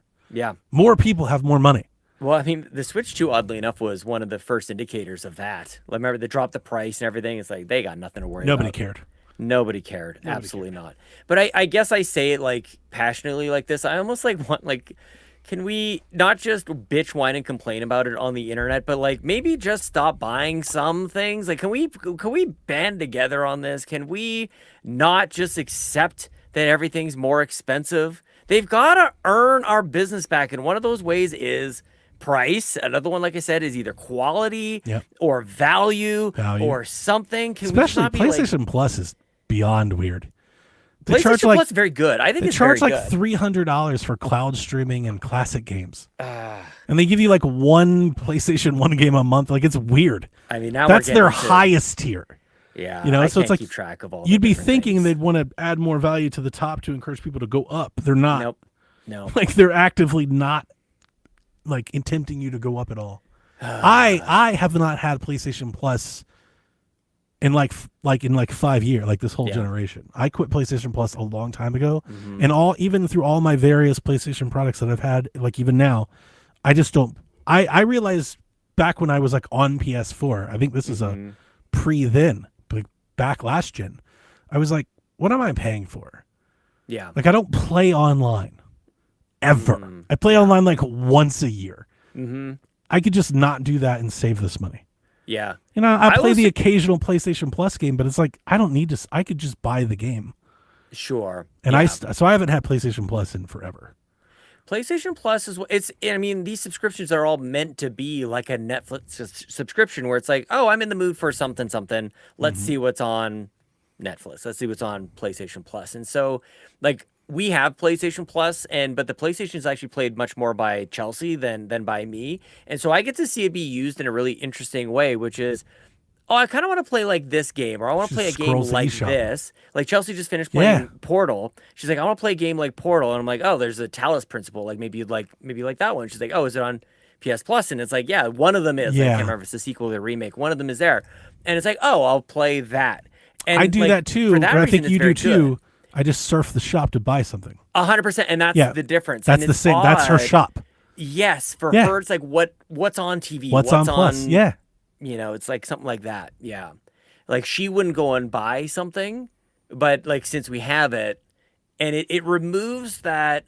There's that it's whether you realize it or not. There's a friction of having to buy something. You have to make a decision. Removes that friction, makes it easy. You have access to it. That's the whole idea of it. And for her, like, she loves that kind of stuff. And the thing is, like, she doesn't even play. Like, if she were to crunch the numbers, like anybody, if anybody were to crunch the numbers on most of their subscriptions, you would cancel most of them. Yep. I don't have any. You'd realize you don't use most of them. Yeah, I know this is like a very individual. I don't have any. I've been on a war about this for a while. I know. Yeah. I have one subscription. It's the one subscription I have never paused or canceled. I have YouTube Premium. Oh, there it is. Yeah. That's my music service. I never see ads on YouTube. That's the only service I've subscribed to that every month for like 12, 15 years. No, dude, subscriptions, like as long as I've had it. They are built for the modern mind that is mentally drained from decision fatigue. That's what it's about. I don't want to be sitting and deciding, am I going to buy this or am I going to buy that? Am I going to wait for a sale on this or am I going to buy it day one? Like, just no more decisions. I'll just take the money out of my account. I don't even want to think about that. Just have it. I know. I think the masses don't want this. I don't know if just because they didn't want it, they shouldn't have done it. But for a long, long time, I wanted Xbox. Because what you're describing is Game Pass. And what I've said about Game Pass from the beginning was, I looked at Game Pass as a vessel, as a vehicle. Yeah. Xbox doesn't have market share, so they don't sell as many games. So Xbox, instead of like, as an attempt, like, hey, I can't buy an Xbox because I've been buying all of my games on PlayStation forever. Xbox was like, great, subscribe to our service, and you just have this. There's the games you don't want to rebuy. Yeah. I thought then, and I would have liked Xbox to have done this. Maybe not at the cost of the console, but I think it was a great differentiator. I think you and I talked about this back in the day. I wanted them to, like, that is the business. Like, I wanted them to just go, like, just stop Xbox, stop the store, stop all that. Like, you would build hardware. Like, think what you could do if you built hardware just centered in game. Like, the whole business was Game Pass. What a differentiator they would become than the PlayStation and the Nintendo. Because suddenly you just buy the box. You buy whatever it is. We've got a suite of options across all these different values. You buy the thing, this is the monthly subscription, and you get all the games. We're just constantly adding games, and you just keep playing. You never have to buy a game again. Yeah. I don't think our people, the people that grew up, we would hate that. Yeah. But the people that didn't, that is something to sell. I 100% talk agree. people into that. I think Netflix proved that. 100%. And Netflix did it in a way where like you'd be stupid not to have Netflix. You could even bake the console cost into the subscription, which they have, right? Like you just be like, give us, like, if you buy the console, it's $25 a month. Give us $50 a month. We'll give you the console. They did that. They had I know. They did that. But instead of trying to do that and everything else, what if they went all in on the one thing? Think about what they could do if it was just Game Pass. How much value could they put in if that's all they were doing? I know, but how much is that going to cost? Like, can you're like the way that Netflix I seem did it to was think like there's a so company with $1 cost. trillion that could do it. 100, and you know that I agree with that. You know that I agree with if that. There's one company that could. I keep saying Amazon, or I keep saying Netflix. I should say Amazon, where it's like you just have to have something kind of just eat shit for like 4 years or even 10 years. They could be the next Spotify. Totally. Yeah. You're beating everyone to the end game, which is what they've always wanted to do. And it's but more than all of that, more than the market, it's just a really easy message that is different and gives you something the others don't have. And now, like, my big thing with Xbox this gen, now you have identity. You have direction. This is what we do. Nobody else can do it. Nobody else can afford it. You see those emails from Matt Booty? We'll outspend them. Now you can. Yeah, like you you don't have exclusives? Who gives a shit? No, I'm giving you 100 games. I'm telling you, dude, exclusives are coming back, and it's going to be way cheaper, way less risky for them to do that than what you're suggesting. I hate to break it to you, but that's the way it is. It wouldn't have worked in 2018, but I'm not certain that if they did it, we wouldn't be sitting here today going, that was genius. Yeah, no, I think they definitely could. Imagine how much faster hardware could come out if it was just service generated. Possibly, yeah. We've got our cheap option, we've got our mid-tier option, we've got our premium option, because it's all it does, it all just plays various performance levels of Game Pass. It's interesting to me that you're pitching this because of how like you've eliminated all your subscriptions. Like I don't think you would want this. I don't think you'd be a customer. I wouldn't. Actually, hang on. Let me. I would have. Okay. My value for Game Pass went down the more I acquired other games.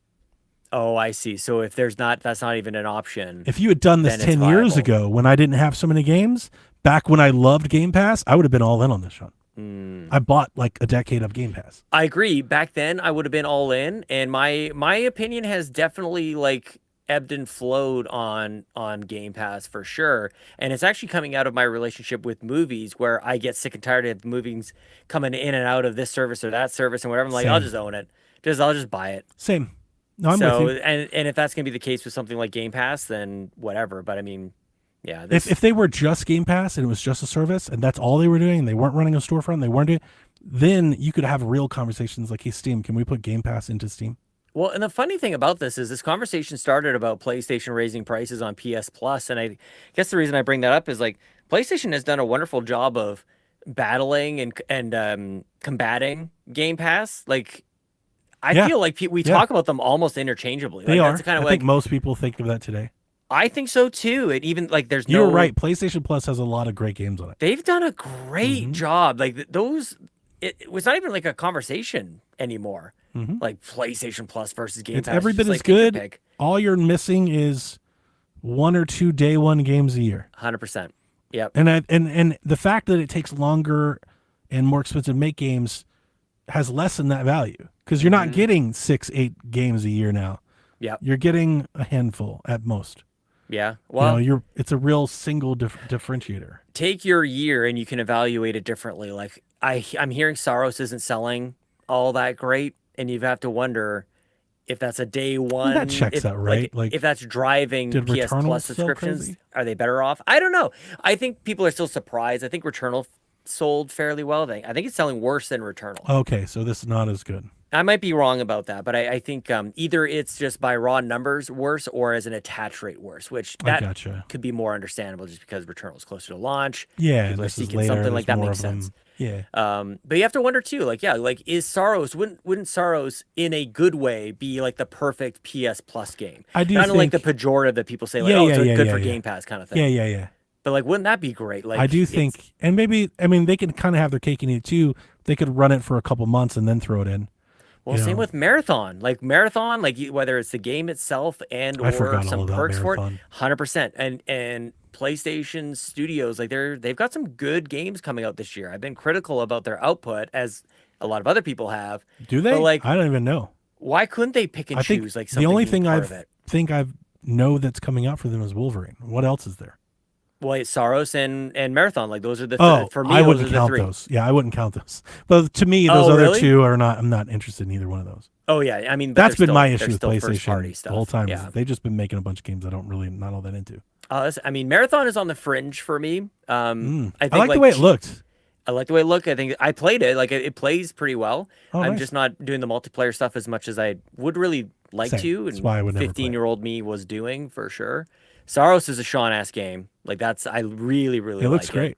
Yeah. And I think it reviewed great. Like by all accounts, it's a really good game. It's a good game. If it's selling as badly as I'm hearing, that's an absolute shame.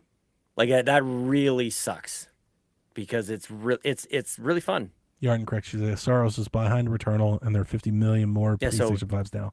Worse. Like that's both. That's a double whammy. Yeah. Bad. They missed the mark. Yeah. Like, how does that happen? Like, is it the name Saros? I'm not interested in Saros. I am that person. Like, I saw Saros, was like, yeah, I'm not going to buy that. And that was it. You know what?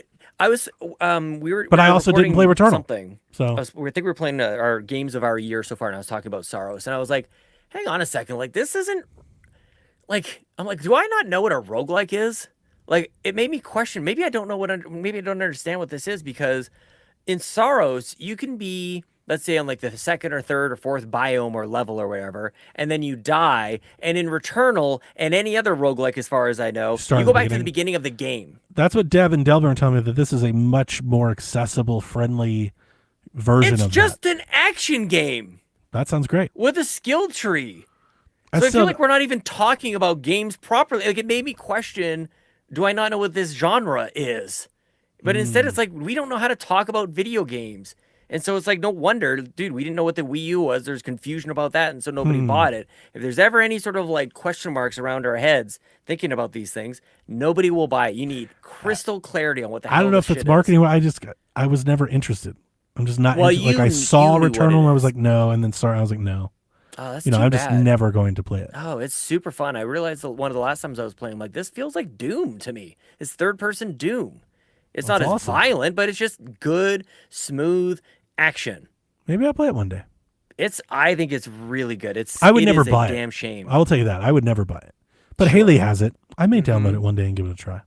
Yeah. My thing is more that, okay, it's not that I judged it and just dismissed it, even though I absolutely did. It's that when I look at a game and consider it to buy, or to play, maybe is a better way of putting it. When I consider playing a game, that means I have to like whatever I'm choosing more than my options. Of course. And my problem with Saros Returnal is, like, I'd rather play a dozen other games. It just doesn't, like, I look at that game and I'm like, no, I'll play Yoshi. Like, it's just, like, it would be so, that's a game that I would play if, like you, I'm in a rut. I have no idea what I want to play. I don't really want to play anything. Let me try something different. Sure. Maybe maybe in that moment I would try it.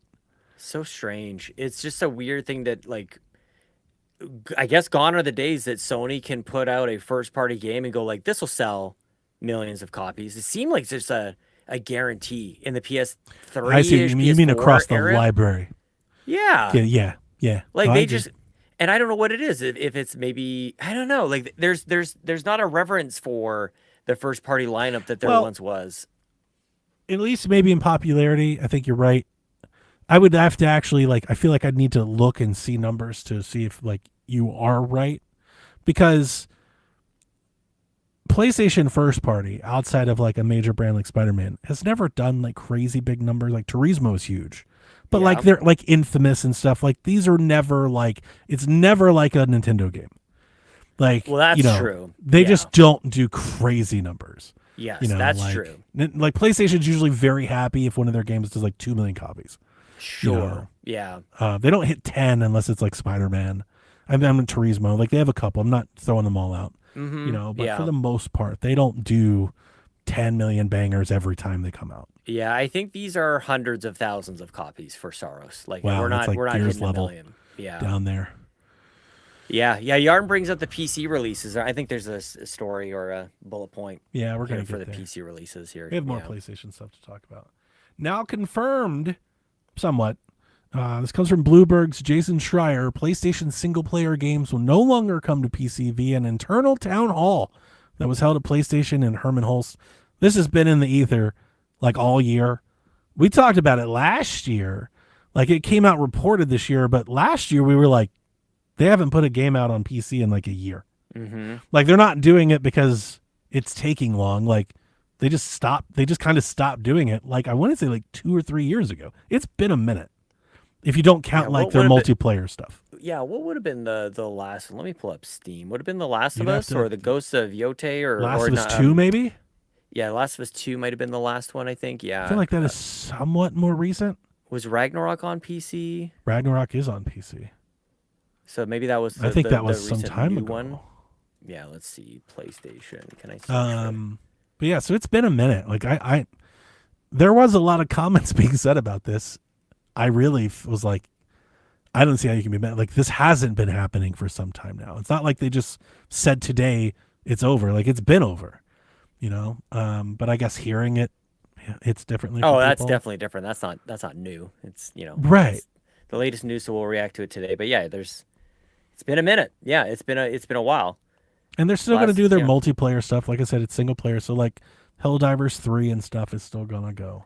As a player, I need to differentiate. As a player, I'm sad because I really liked when these games were coming out on PlayStation. Sure. I think for the most part, they did pretty decent ports. I think one of The Last of Us, had a really tricky launch, but they eventually got it done. That was the first one. The first Last of Us was not good on PC. Yeah. And it's still kind of jank.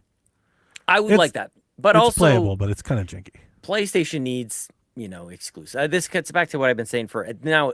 You need exclusives. You need exclusives. You can't have people going like, why would I buy this console if I can just have a gaming PC? Like shit matters. You need exclusives.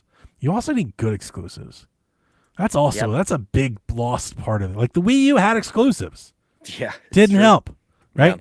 The Xbox One had exclusives. Yep. Right? Series X had exclusives. Yep. Right? They need to be good exclusives that people want. Yep. That's the difference. Yeah. Well, Starfield was exclusive. It was one of our first ever episodes. I bring it up all the time. I mean, like PSVG 3, like old. We got into a big early debate because I was like, I think the whole cast was like, I would never buy a console for one game. I was like, I do it all the time. People do it all the time. I was like, absolutely, people do it. They all will. Mm-hmm. Yep. You just haven't had the right game. Sure. But I guarantee you all have a game that would make you buy it. And you can tell yourself, I'm buying it because I can play X. No, but you buy it because you want to play X game. Yep. If Xbox came out tomorrow and was like, fuck you guys, you can only play Fable on 8, not even on PC, you got to play it on an Xbox, I'd have an Xbox. I think that's the safest thing they can do. I think the bolder thing is like, fuck you guys. Like I'd begrudgingly. I wouldn't even want to, but I would. I'm not going to not play Fable. Playing Fable matters more to me than that. We just talked about the output from first party PlayStation.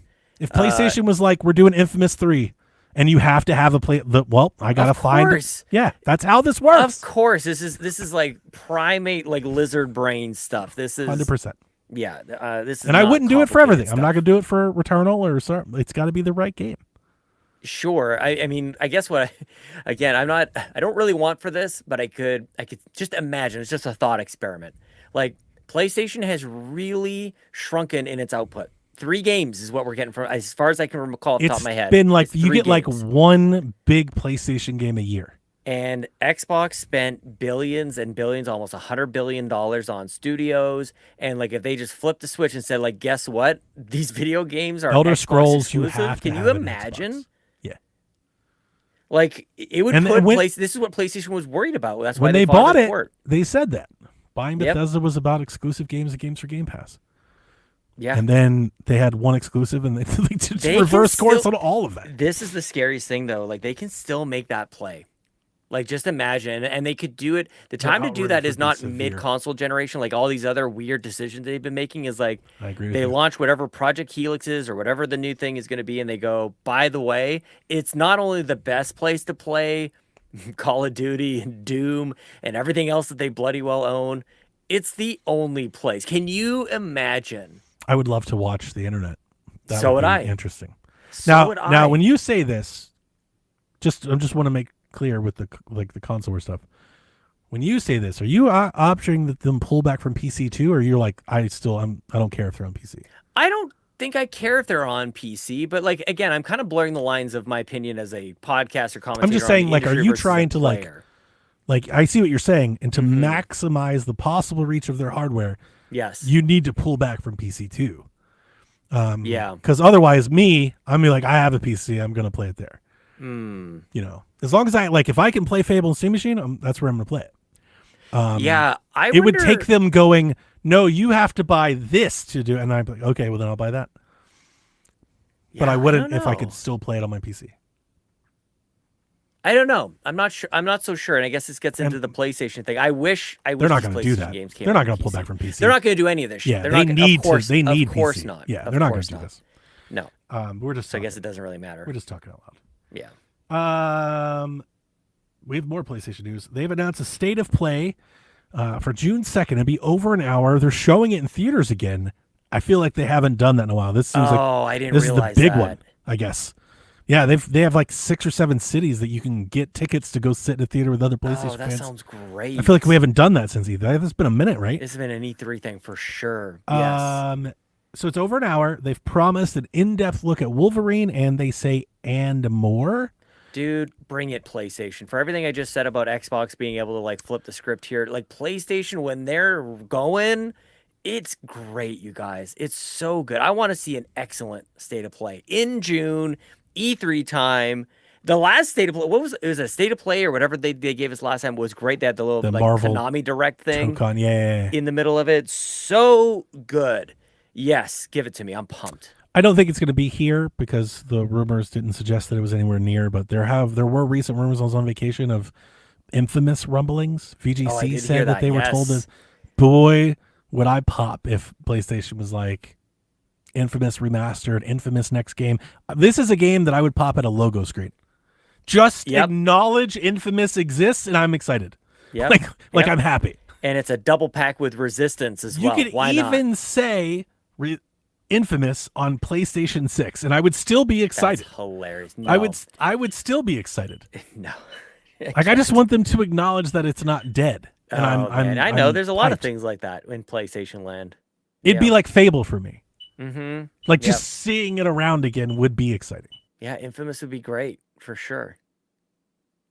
So would Uncharted 5. A new Uncharted game would be dope. Uncharted would be good. We're ready. Resistance. They've got God of War can go away for a little bit. Yeah, we've had enough. Well, they're remaking the trilogy and all, so there's going to be more of that. Yeah, dude, that Sons of Sparta game. Yeah, Sons of Mid, man. Yeah, Sons of bitches. It's a beautiful game, but not. That's too bad. That didn't. It's not for very me. Good. It feels beneath. It's like yeah. But I do have high hopes for State of Play. I think that Sony's done such a great job with these in the past, so I'm excited for what they've got for us for sure. A part of me is hoping with the refocus on single player games being console exclusives. I obviously don't know this for true, but boy, have they swung and missed on the live service thing a lot. Mm-hmm. And I feel like it's cost them a lot. Yeah. We've lost studios because of it. Yep. It would be nice for maybe this showcase to at least look like, all right, we tried that, it fucked up, and they start steering back. It would be nice to have a showcase where it felt like the ship's turning back towards the center. Dude, the thing's going to launch with Fair Games. Dude, that would be... If Fair Games is a big part of this, they've made a mistake. Or it'll close with it, even worse. Oh, my God. So, yeah, look forward to that on June 2nd. Lego Batman is released, like I said. I think it's early access. Maybe it comes out tomorrow. Maybe it's out today. I don't remember. But I was very excited and happy to report that it's very playable on Steam Deck. Yep. 30, 40 FPS. Sometimes it runs at 60. There are different settings you can do. I am more optimistic now about the Switch 2 port than like when this game came out and their tech specs came out, and even the previews was not running. Like it was real kind of stuttery on like 49ers. I was like, how fucking heavy is this Lego game? It's hilarious. Why does it take so much to run it? A lot of geometry, man. It looks like they've kind of figured it out. I'm thinking the Switch 2 port will be good. I'm not gonna wait to play it. I'm gonna play it on PlayStation, but I'm gonna buy the Switch copy. Let me check my local library for that game. I have Haley Pass, so I get to Haley bought it, and I get to hilarious. lift off Haley of buys her. Everything, dude. She does. It's a great Game Pass partner. It's a great game share partner. How does she afford all these fun toys? It's funny because she constantly talks about she can't afford anything. It's like, yeah, because you're buying $80 games a year. No kidding. But she's a great game share partner to have. So funny. I bought her mixtape. I'll probably buy Black Flag. I'm excited for that. I feel it's a good time to drop that. I'm ready to go back. Donnie, here's a fun game that I do every once in a while. I at my local library will rent video games. It's amazing, as you know this about me. Yeah. Now, you can search for a game, and oftentimes it'll be available on PlayStation as well as on Xbox. And if it's a popular game, there will be many holds. There will be a lot of us saying like, me next, me next, me next. And it will show you how many people have a hold on the Xbox version and on the PlayStation version. Oh, that's really good data analysis here. It's really cool. So I'm going to tell you, what do you want? I can tell you the PlayStation, and then you guess the Xbox number, or vice versa. I can tell you the Xbox number of holds, and you can guess the PlayStation. Give me the PlayStation number first. I'll give you the PlayStation number first. Okay, so there are 115 holds on the PlayStation 5 version of Lego Batman Legacy of the Dark Knight. How many Xbox Series X holds are there? All right, so I'm going to be real severe, but because I do believe it, so maybe I'm really wrong. But I want to tell you why I'm going to be severe. Okay. I was kind of addicted for a minute on going on Whatnot and bidding on these game auctions. Yes. And I can't tell you how many auctions I sat in of these people trying to sell Xbox games and the chat clowning them. Like nobody would fucking buy it. They were like, stop selling Xbox games. Yep. So how many, you said 150? 115, 115. I'm going to say 15. I mean, it isn't quite that harsh. It's 39. It's okay. 39. All right. Lego Batman's pretty popular. Yeah. Okay. Yep. All right. Give me another one. Oh, okay. Oh, snap. Give me another game. What else would we be searching I don't know. for? What else is available? I have no idea. Let's see. I don't know, Sean. Hang on. Let's keep let's see. Xbox Series I'm X. playing Donkey Kong. I have no idea what's just come out. Hang on a second. Let's see here. What's the new hotness? What's the latest? Oh, let's do 007 First Light. Ooh, that is a good one. Let's do that. How many holds on PlayStation? Okay, hang on. I gotta search up. That's a good one. First Light. And it's also like I've got Switch one here too. This will be fun. Oh wow. Okay, so what do you want first now? Do you want PlayStation again? Should we do that again? Yeah, I still want PlayStation first. PS5 007 First Light has 221 holds. Uh-huh. How many on Xbox Series X? All right, I was really low. I think I want to course correct, but I may overcorrect. Okay, so again, you went 150. There was 115 on PlayStation on the last game, and then 39. This one is 221. 45. The ratio is almost the same. It's 81. So wow. There's almost double. Yeah. 221, and we went from 39 to 81. More Xbox people than I think. All right. And a bonus. Do you want to do Switch? Oh God. Switch 2, remind you. I wonder how many people are renting games. See, that's my mistake, is I have no idea how many people are doing libraries. Like if you told me there were 200 people getting games in libraries, that would blow my mind. I'd be like, I don't know, 15. Yeah, they could end up with a bunch of copies. I mean, Switch is really popular. Yep. But it's also the fewest sold Switch right 2. Now. Yep. 80, 45? 68. 68. Okay. All right. You're closer. Yeah, that's pretty close. Okay. Yeah. Let me bring up some Nintendo Switch 2 ones. This is fun. Yeah, dude, tell me about it. This is great. Like for a library that does like nothing to do with you. Yeah, this is fun. Sean, send me that website. I mean, it's just anybody can. EPL.ca. You guys can all check it out. Edmonton Public Library. It's pretty fun. This is the show. We should just turn this into a show. I'm telling you, dude. This is the line. This is the line we bet on. Yeah. Guess how many? So I've had Pokemon Pocopia sitting on my desk. I haven't even played it. I haven't even put it into my Switch, I don't think. Guess how many people are waiting to play this game? They've got a number of holds on this one. Nintendo Switch 2. It's got to be. The problem is the Switch 2 is limited. There's only 22 Switch 2s out there. That's true. But I still feel like the demand should be higher than 007. Yes. Okay. Good thinking. Yeah. Okay, because it's Pokemon. Like Yes. it's got to be huge. This I'm gonna is go good. 400. It's 237. Oh, I was way off. Yeah. Okay. All right. 237. But I mean, like, look, you have no, like, what do you have to base any of these guesses Sure. on? I've never like, seen who any the of heck? this. This is fun. What else do we want to do? This will be, I'll be amazed if you get this one right. This is a really tricky one I'll throw at you. A bit of a curveball. Mario Tennis Fever for the Nintendo Switch 2. How many people are waiting to play this one? It did not sell very well. Yep. People in my Discord don't. This is another one. They just don't want to like it. They're like, no, never buying a tennis game again. I think it's my favorite Mario. Again, Nintendo making the best game, best Mario Tennis game. Yep. Mario Tennis Fever. It's great. Pocopia. So Pocopia was 237. Yep. 60? 151. That's why I was like, there's no way. This is a surprise. Yes. Wow. 151. You know what? Maybe Yes. I didn't factor in. I think more people want to try that game than buy it. I am one of the 151. They don't want to buy it, this one. but they'd be Yes. happy to play it for a weekend. Absolutely. Yep. It's really good, Sean. After you get it, you may want to buy it. Now, We'll listen, check it out. when you play it, make sure you do the challenge towers. Okay. Do it first. Yeah. The best There part you of the go. game. Super fun. Well, next time I come on the show, we'll have another This is good. Sean's local library holds guessing game. Yeah. And it's also Canada. I have no idea what the gamers in Canada do. 100%. Yes. I feel like I'd be able to do a lot better here. I mean, honestly, it makes a pretty strong case for just getting an Xbox Series X around here because you don't have to wait. Like, I'm going to go to the library tomorrow and pick up Resident Evil Requiem. Game just came out. When I was doing those whatnot auctions, I used to tell people, like, kind of makes me want to buy an Xbox. Like, why? I was like, because I can spend $100 and clean the fuck up on games. I could build a whole physical Xbox library for like $500. Yep. Like I could buy like 1,000 games. Like they're giving them away. I'm about to get Screamer from the library. Remember that? Wow. The anime racing game? You probably don't give yeah. a rip about that, but I do. I do remember. Pretty excited. You're about pretty that one. excited. Yeah, And I think it reviewed pretty well. I think it reviewed pretty well. I was expecting it to be an ID at Xbox game, but we'll get it from the library instead. I got mouths to feed over here. Shut up, everybody.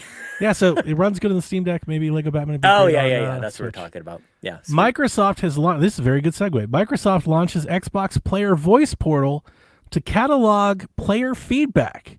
Yep. So far, they have threads like Reddit, and you can upvote the threads. The top threads on the portal are, guess what? Guess what the number one thread is? Exclusive games. Oh, yeah, that. The number one thread, exclusive games. Yeah. Number 2 is back compat. Number 3, free online multiplayer. Yeah. There'd be a great time to announce that. That would be great. And if they're doing this Helix thing, it feels like they have to do that. I know they don't want to, but it feels like they have to. So you might as well get the marketing push if I were them. And then the 5th one, Xbox Game Pass Family Plan.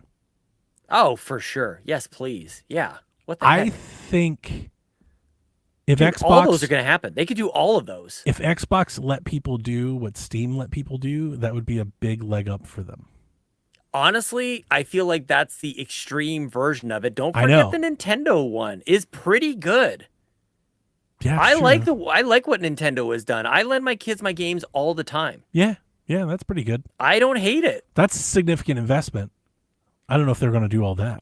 What do you mean? Like creating the setup, the platform, figuring out where you're going to transfer and all that. Again, if only there was a software they are the company world's that they greatest could figure software it out. company. Yeah. Yeah, I just feel like they haven't figured out software things in a while. Tell me about it, dude. I'm on Teams every single day. I get it. It's not been good though. Yeah.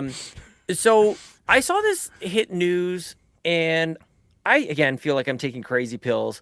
They've had this before. I used to mine this data for my Xbox predictions at E3 in the past. I used to go to these things because, and was I'm that the insider thing? It was. I don't remember what they called it, but it was exactly the ambassador thing. Something like the people they were because Phil quoted it when he said it's the #1 most requested thing on whatever the hell it was called. Here's back compat for the 360. Maybe they said it's it couldn't like be a done. rebrand. They've had this before. maybe it's not been, I don't know, maybe it's not been public or something like. It's been a while since anybody referenced it. Maybe they closed it down. I don't know. Yeah, but I don't know this has been a thing, and it really worked to get like a lot of people on the side of Xbox. It got a lot of, what is it? Oh, what's the word I'm looking for? It's escaping me. But grassroots? People really, yeah, it's just goodwill. You know, yeah, it's just it is goodwill. Brownie points. Yeah, and it's just like, what do you guys want? You know, and it's kind of like Reddit. Like it's just the cream rises to the top, and they go like, "Can we do that? Can we do this? Do that." Like you can really judge the demand for things. 100%. Yeah. So they've had this before. I hope that they leverage this like they had in the past because, yeah, some of the top things happened. Yeah. Yeah. I think free online. I mean, if what they're doing is true and they're trying to blend their, their PC console thing into a hybrid thing, then you've got to ditch the online fee. 100%. You convert them all into Game Pass, but you can't tell them they're paying for online. If Epic can continuously give away free games all the time, I feel like what's the difference? I also don't know how many people are paying attention. I don't think if they were like online's free, I don't think they're gonna have like a 90% subscription cancellation. No, but again, it's like it's goodwill. Is it that's yes, the word I'm looking for? It's worth more for the marketing. Yeah, the goodwill would go a lot. Yeah, and further. it's a differentiator. Like, oh, you're paying for multiplayer over on PlayStation. Like you that's don't have to do that here, just like Steam. Yeah, well, again, like Epic doesn't have what Steam has, so they give away free games. If it wasn't for Game Pass, to be clear, I would have never paid for Xbox Live either. Like years ago, I was just like, I'm not paying for with Switch. I don't pay for online multiplayer. I play for Nintendo. I pay for Virtual Console. Yeah, that's what I'm paying for. They can lop online in there. I'm not using it, right? That's not what I pay for. That's kind of what I was doing with Game Pass. I wasn't paying for online. If I want to play online game, I'll play on Steam. Dude, that's the other thing that Xbox should really just steal from, just blatantly, shamelessly steal from Nintendo. They have Game Pass. They've got the subscription. Like, sort it out by, like, the console. Give us some nostalgia. Like, That'd just be wonderful. Games. And, like, Nintendo They're just quantity. Yeah. They're just, like, sheer brute. Here's an avalanche of stuff. It's both the quantity and but it's also like the presentation of it. Like there's a simplicity to it with Nintendo that you might laugh at, but it just seems to work. Like I'm gonna go play Super Nintendo, so I'm gonna open this Super Nintendo app. And, I think that's what consoles do. They make you feel special. Yeah, like there's something to be said about the presentation of it all. It's bespoke. You can't just have the thing. And this is like a Steve Jobs approach. I think we talked about this the other day. I was so happy. Maybe one of my best predictions is I said back in the day before we had Virtual Consoles, when they bring Virtual Console back, here is my only request. Don't put it in the eShop. And that was just feedback from Wii U. You'd log into the fucking Wii U and you'd have all these Virtual Console tiles. And I was like, listen, don't do that. Yep. Make it a separate app. Yeah. Give me a separate app for that. And that's exactly what they did. And I was like, this is perfect. Totally, because then if it's not, it just blends in with everything else, and I think that's what's happening. I don't have to navigate it. That's friction. Yeah, what you're talking about, that's friction. It's funny because Phil Spencer really, I think, believed in this. Like, just it's all there, and on Steam, that is how it works. There is no distinction, differentiation. It's just all there. But on console, it does kind of matter. Sometimes you want to just get into built up that muscle memory to that to a different crowd. Different crowd for sure. And consoles have never been that. Yeah, I mean Nintendo did. It's different. Both like all these systems have all. I like Xbox legacy stuff. I don't know if they're still going to do it. I think we talked about on Sweet Hangs a bit ago. The way they're talking, I'm starting to think they're actually going to make like a console again. Yeah, but I'm not opposed to Xbox just being a PC. I think it makes sense. I think the Xbox is a lot like a PC. It's like a more limited PC, but it's very PC-like, So it's like I might as well get all the other cool shit that a PC comes with. Yeah, I think what's happened is like when push comes to shove, as much as we can say they're similar, they're just not the same. And when you really get down to it, like the differences from a high level, from a macro level, there's few differences, but from an experience, when you really get down to it, there's a lot of differences that really do matter, and when you try to make one thing another, it's round peg and square hole kind of situation. I'm with you. I love hit my N64 apps, all my little games tile up. Yeah. Some of them have different boot screens, right? Yeah. You get the little see the box art. It makes you feel like you have a retro collection. That's good stuff. It's something about it. Yeah, it is. It's separate. Yeah, and it's a lot better than just seeing a bunch of 360 tiles. Yep. It's funny because like I said, it shouldn't work. It's harder to do that. It's harder to go find that app. They also have built-in leverage, or built-in like additions. Like it's built into the app, save states, rewind. It works the exact same for every game in the entire catalog. It's ubiquitous. Yep. Like that's good. That's good design. That's good UI. I like that. Yeah, they can crack this code, I think. They did with Rare Replay, one of the best things they ever did. It's exactly what I'm thinking about, like when packaging and presentation. How have they not put that on Switch? How has that not happened? They're going full multi-plat. We got Fable on PlayStation, but they won't put Rare Replay of all things? What are you doing? They missed the shot. What are you doing? You're trying to sell some games. I can sell some damn games. I know, like that's How do you not put Banjo on Switch? That's easy money. I don't want it, crazy. But it's easy money. Yep. It's like when weird. Spyro started showing up everywhere else. I mean, we've done this ad nauseum, but it's the foot in, foot out thing. They just don't go hard at anything. Nope. Asha will. Everything is just kind of a malaise because they just won't go all in on something. Send it, Xbox. Yeah, fucking send it. She's gonna send it. Don't you worry. She seems like she might. Yep. She's in all caps, bitch. All caps Xbox. That was the stupidest thing. I wanted to get D-Life. We're gonna have to rebrand the Xbox shop. I was gonna tell him every time we say Xbox, I want to hear people scream it. Yeah, we're screaming Xbox. You got to proclaim it now. I've been screaming it the whole time. I declare bankruptcy. That's the only thing I thought of when they were like, "Now we're Xbox." It's just like, God, okay, Michael Scott.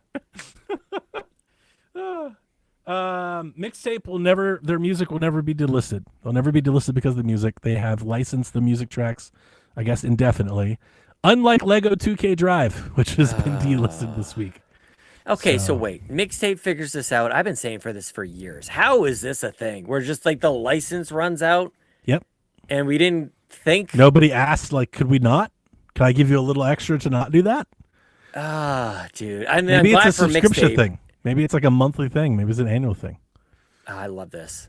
I love it for Mixtape. I want to see it for other things, but I mean, maybe it's just I want to know the finances around it or the deals. I'd love to. I'd be interested. I would be curious to listen to someone tell me how this actually works. Did they just have to ask? Yeah, probably. There's also been commentary on it probably depends on the music. I was going to say the track with the list, artist. Yes. There's probably maybe they have worked with people that like their game. Yeah, I don't imagine. Maybe they showed them their game and they're like, we think your song would be perfect here. Yeah, maybe. Or maybe maybe Annapurna was like, no, we'll just write the check.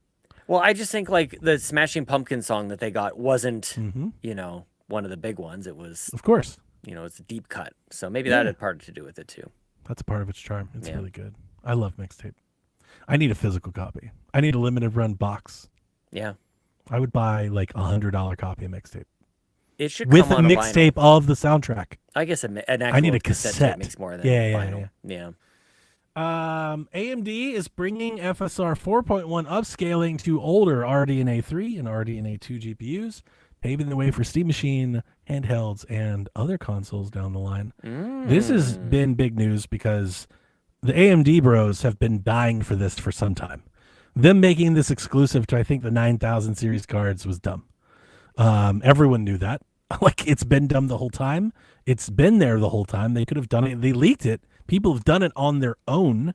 So it's nice to see this finally being officially rolled out and officially supported. And I believe they said they're doing RDNA 3 in July. Very, very timely for a specific machine that happens to have an RDNA 3 card coming out. That would be great. This would be a big help for the Steam Machine. That would be nice. Yeah, it's too bad Dev isn't on the show. I'd love to hear his thoughts on this. AMD is such a fascinating company to follow where like NVIDIA does have its, DLSS latest is exclusive to the newest generation of card. AMD goes the other way. AMD battles Intel on the CPU chipset just by having such a long life cycle on these things. Like people like the AM4 chipset is still good. Like you can still have a great rig if you're having an AM4. Like I've got the latest, but like you could still, if you're buying something, like especially the way hardware has gone now. Yeah, this is that, but for GPUs. So like shout out to AMD, man, just being very consumer friendly to an audience that really I don't know about all recognizes that. it. This has been years should have been done already. I understand that, but NVIDIA, the comparative is I NVIDIA, guess. who doesn't do this and will never do this. Correct. You want the latest DLSS, you got to have the 5000 series. It is a great, yes, absolutely. It's a great gesture. Yeah, and I don't mean to be like, I don't mean to bark at you like that, but it's just like, it's just that I just want to be cognizant. I want our show to be included that if you've been on like an AMD Reddit for like 2 or 3, like this is all like, it's like they had to disable comments on like a lot of their YouTube channel because it's all just people like bring FSR over. I mean, I guess, but like based on what? Like that sounds entitled to me. Like based on why should they? Like if it's parity with NVIDIA, I don't know. Like, what is your basis for going like bring it to us? Like, okay. I'm wondering if it's the basis is just how they've supported things with FSR in the past. Maybe, yeah. It seemed like a pretty wide expectation that I've seen, because I read a lot about this, both not just this week. I've read a lot about this chasing the Steam machine. Mm-hmm. So I'm somewhat a little more, I don't want to say well versed in you, but I feel like I'm pretty kind of up to speed on this. Yeah. This seems to have been an expectation that I've seen from media, from insiders and fans. So it seems like, I don't think it's like I wouldn't call it entitled. So, goddamn, I hate gamers. This thing we've been wanting and anticipating and asking for is finally here. So fuck AMD. No. Everyone's very happy about this news. Okay. So yeah, no. Everyone's like, finally, but no, everyone's super happy. Yeah. Yeah, no, this is good. They didn't have to, but this is good. It's very good. I'm sorry. You know me. I'm always trying to make sure all kind of sides are represented. I understand, but I can also see like, oh man, they should have done this. If you go online, well, they did it now. So if you go online and search this, you will see a lot of that part too. No, it's a part of the story. I just like go live with NVIDIA for a little bit and just shut up. When the Steam Deck was shown, it wasn't like up to what like console level, and again, Valve was like with FSR. And a lot of people are like, what kind of FSR? Because FSR 4 is basically the pisser. Yep. And I don't know if you know this. You probably do, because you know more about this shit than I do. This is why Xbox held on so long for their APU development. They have full RDNA stack in the Xbox Series X that the base PlayStation 5 does not. FSR 4 could be rolled out to Xbox. Like Xbox Series. Your Series X more so than it's all GPU dependent. The Series S GPUs just doesn't have as much compute to do this, the machine learning stuff. And then the PS5 Pro has an NPU dedicated for this, so it's way better than everything else.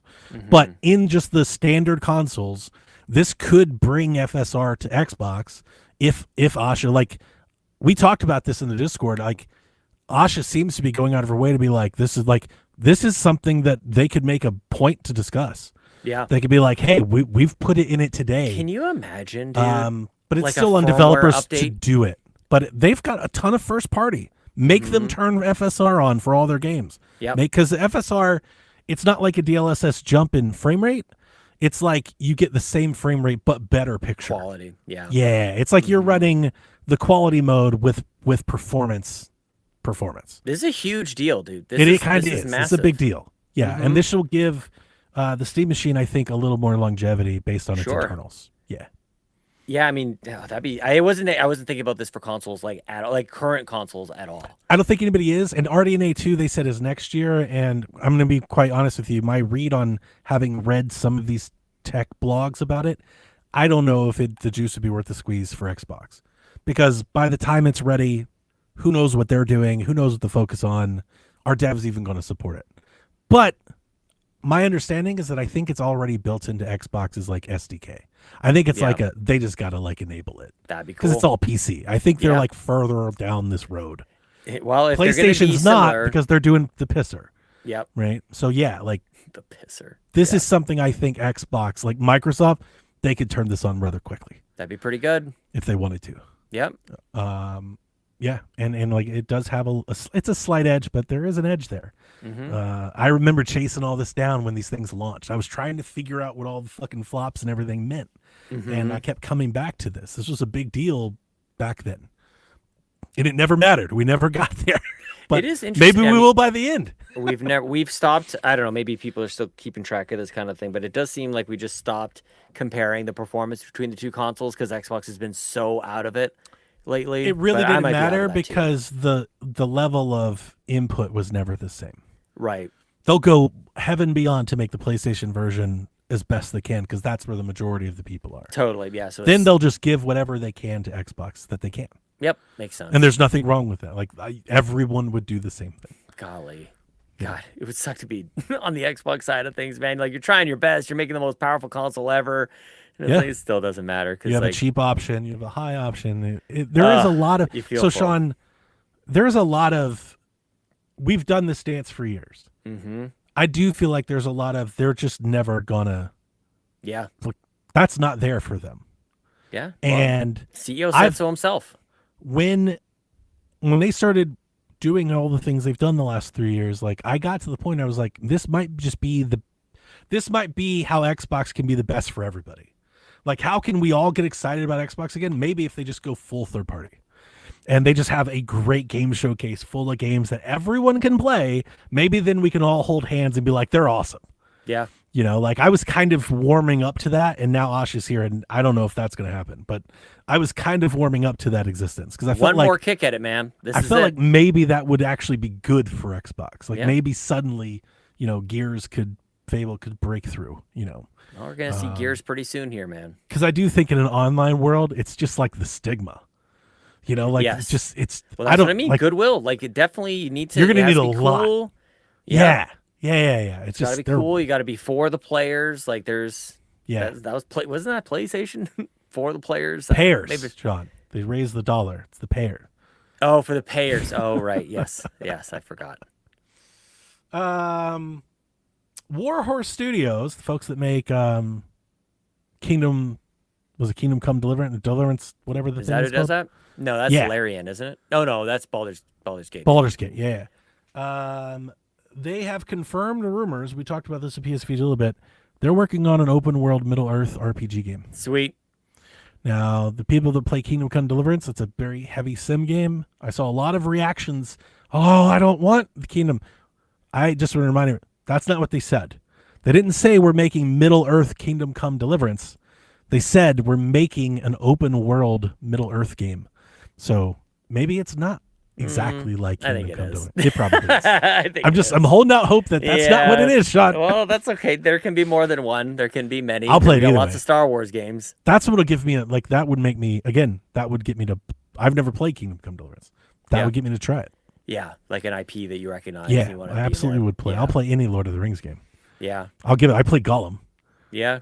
Well, I think Kingdom Come Deliverance sold pretty well as well. So it's not popular. That this isn't for anyone. So that could be. It's popular. That could be interesting. Yeah, I think that's an interesting reaction to it. Like, oh, this is the one and only Lord of the Rings game ever. Crystal Dynamics also reportedly has a Lord of the Rings game in the works. Yeah, of course there should be. And they just spun off the Fellowship. They licensed out the Tales of the Shire. I think we're about to enter a period where we see more Lord of the Rings games. Get us another Lego game. We desperately, I don't even just give us the Lego game again. Just bring it back. Yeah. They delisted it, put it on Switch of all places, bring it back. Yep.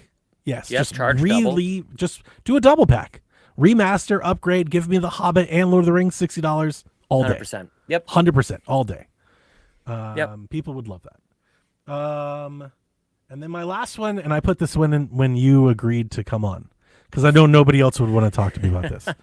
The next game in the Pixel Junk franchise is called Yodel Golf.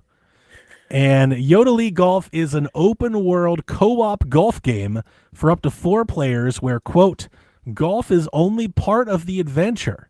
Climb mountains, search caves, ride gondolas, drift across lakes, and uncover strange surprises scattered throughout the world. Sean, do you want to play Yodel Golf with me? I've looked up the Steam trailer. I've now added this game to my wish list. Hell yeah. This might be my most anticipated game. Yes. My Day most one. anticipated undated game on Steam. What in the world? I'd never heard of this before. Just announced this week. I saw it and was like, this looks awesome. Charming. Oh my but I was gosh. like, but nobody else is going to even look at the trailer. Oh, definitely look at the trailer. Oh my I just gosh, meant like in guys. my Discord. Yes, Like I posted it. please. I don't think anybody watched it. I think it looks A awesome. bunch of uncultured swine. I gotta get it. I gotta get it. So I need co-op. I need multiplayer. Oh, it just looks so wacky. In Golf World. It's like, are you not? Am I seeing this right? They're hitting the ball sometimes with a golf club, but sometimes with like a frying pan. And a guitar. He swung and hit that with an acoustic guitar. It's just a derpy ass game, man. I'm gonna be there. I want it. Yeah. You don't have to take everything so bloody seriously. Sometimes we need yodel golf. Why not? Hell yeah, dude. I love that this is your like and one more thing story. Yeah. Imagine if you ran the Game Awards. Like if I did this with if I did this with Dev and Delvin, they just give me these blank stares, you know. So they wouldn't have looked at the trailer. They wouldn't, you know. Yeah. A rumor for the week is there's buzz swirling that Xbox could be testing or dabbling with a physical to digital game process. Yes. So that would can't signal believe they didn't do this 3 years ago. We've been asking for this for years. I think that would signal, obviously, not surprising anyone, the next console won't have a disk drive. That's the only reason I think they would do this. It is interesting. It's like it's not necessarily doesn't feel needed now, but yeah, that would help. I agree with you. And they've cut back even making their own physical games. Exactly. Yeah. Yeah. On a personal front, I feel like, of course, they're doing this now that I've been selling off my 360 physical console or physical collection. But like, whatever, man. Who cares? Yeah. Yeah. It's interesting, but it seems 5 years late.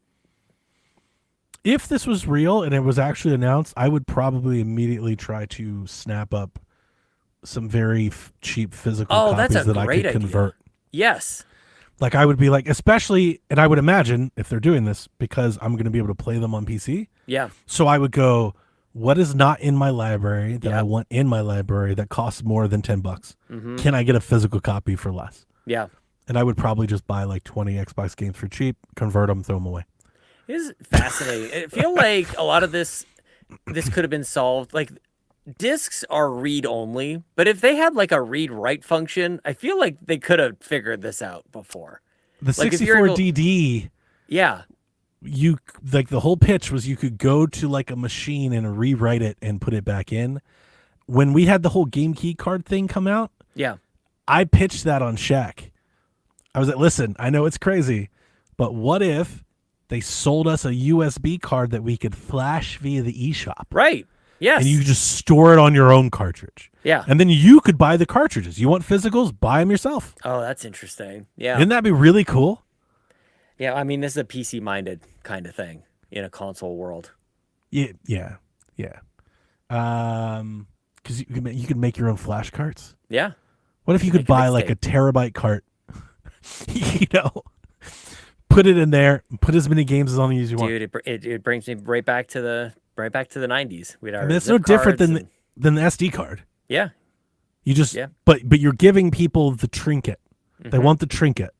Yep. So sell them the trinket. Sell them the trinket. Well, they don't even have to now though. That's what I mean. It's 5 years late. It's a little late. We're at the end. We're in the after. Yeah, I mean, how many people are still around? Like, how many people are still around? But I feel like that's been the point. They've been constricting it for a while. I guess. Yeah. Like, it feels like that's the plan. Mm-hmm. Let's wane it out, and then we'll offer this for anybody that still isn't there. Yeah. Yeah. Will anybody actually do this? I don't think anybody will really do this. I don't think so. Not in large numbers. Nobody's really doing this. No. Now no, it's just a last thing. Like it's Ooh, Sean, listen to me. If this ever gets actually announced, or even like shown, you know, because like Asha would announce it like months before it happens, Sean immediately put a hold on so many library games. Well, that's what I mean. Like, and how then do you can turn them in and then turn them back into the library? I'm so curious on how this is gonna work exactly. Like, do you have to like put it back in? Do you have to? What is it? I would assume they'll take your game. Like, I'm assuming you'll go somewhere to do this, like a store or something, or like a mail-in program, maybe. I'm trying to remember what they did for. Maybe they could do it off the disc. Can they read off the disc? I mean, I guess they can. That was like the whole Xbox One thing originally. That's what I was gonna say. Like, didn't we install? They had the IDs games? and stuff. Yeah. No. Remember, originally they were gonna like lock the used game to the console. Yeah. So like, if they could do that, they could take your key from you, and then it just wouldn't work anymore. They could do that. Yeah, that key is registered to your device. It's personally, I don't think I own a single Xbox game, like Xbox Series X game. I still have about 15 of them. Yeah. They're like the 15 that I've always had. They're over there. It's a lot of sports games and Gears. Yeah. That's basically it. It'd be interesting what they do with this. I don't again, other than like checking in with it every once in a while, they you still have it. The funny thing is, I don't even have a disc drive Xbox, but I still have funny. These because in sports games, EA for many years now has been getting into a habit that I really don't like. They've been delisting last year's game when they launched the new one. Yep. So you can't just be like, I want to play the 5-year-old football game for whatever reason. You can't do that with Forza. And there are reasons. Forza Horizon. There are certain games that are better than others. You know, they're kind of like eras of games. Yep. Or maybe you like the roster better. Maybe they had a mode or whatever the reason is. Oh, yeah. And you if you're all digital, if you're not buying them while they're happening, they're not letting you do that.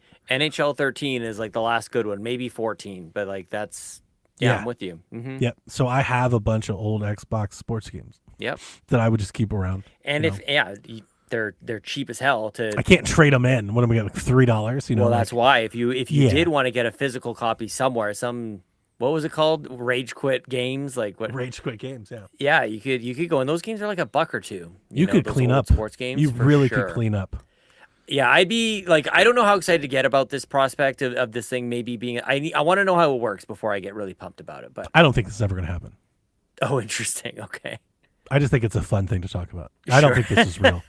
When I saw it, I was like, this isn't real. I don't think they're doing this. Yeah. Well, again, I don't know how they do it. I agree with you. If they were ever going to do this, I didn't think I think it was like 10 years ago.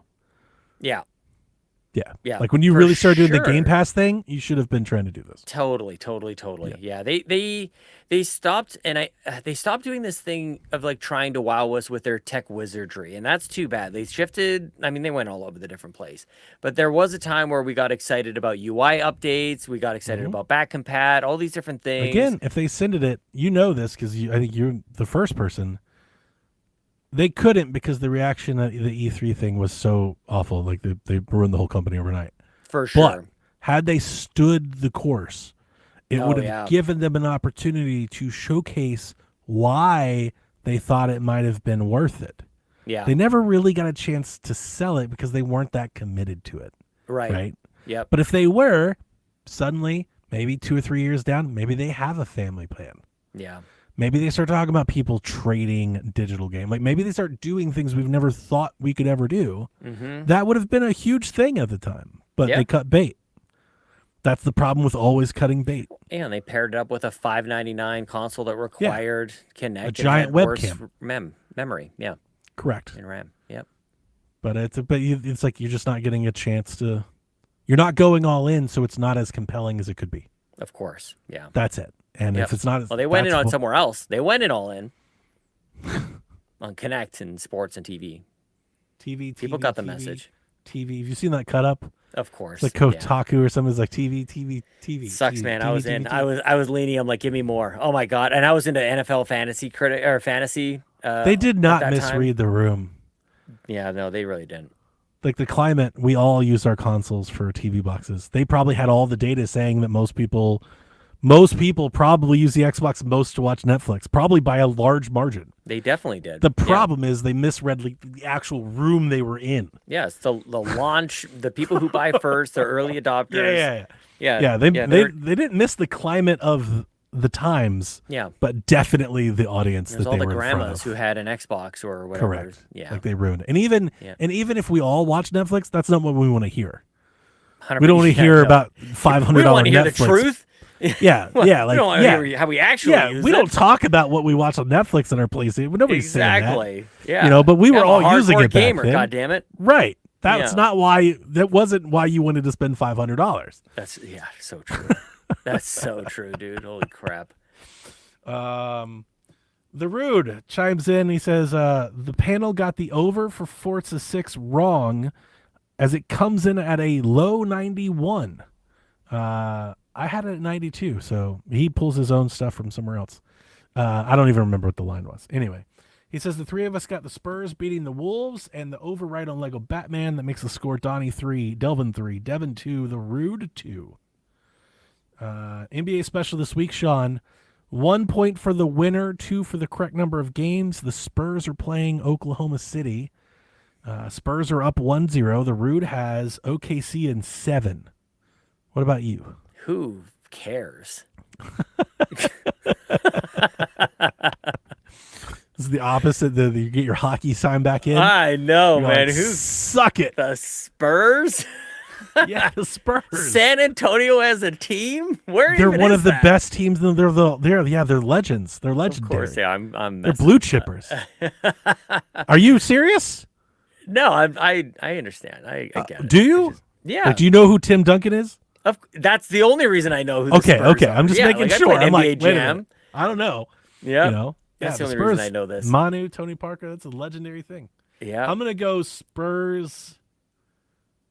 I mean, I want to say in 7, but I want to be different. I want to say Spurs in 6. And then the series. I'm going to sweep. Okay. All right. Spurs in 4? Spurs in 4. Yep. I think you should pick one person to pick. Oh, no. Dev already sent us submission. That won't work. Never mind. Cavs Knicks. This is the series I'm in because I am a diehard Cavs fan. Even though I have not believed in this team all year, and I still don't. Have you ever? Has any of your teams been good, but you didn't believe in them? This is a first for me. This is weird. They're good, but you don't believe in them? Like, I mean, that's kind of the Oilers right now. Yeah. I feel like, you did tell me about that. Yeah, it's kind of the same thing. Yeah. Because when the Cavs were good with LeBron, I actually thought they could win. I was like, yeah, no, I'm all in. This team is awesome. Yeah. For the most part, a lot of Cleveland teams are just bad. I've never had a good team that I was like, they're not going to win. And it's not like I'm not rooting against them. It's like I just don't believe in them. Yeah. Yep. Yeah. I am this way with this Cavs team. And last night, Sean, they had one of the all-time epic collapses. They were up 22 points with like 8 minutes left, and they lost. They lost. They got outscored like 39-4. I need to break up with sports. It was embarrassing. I hate it.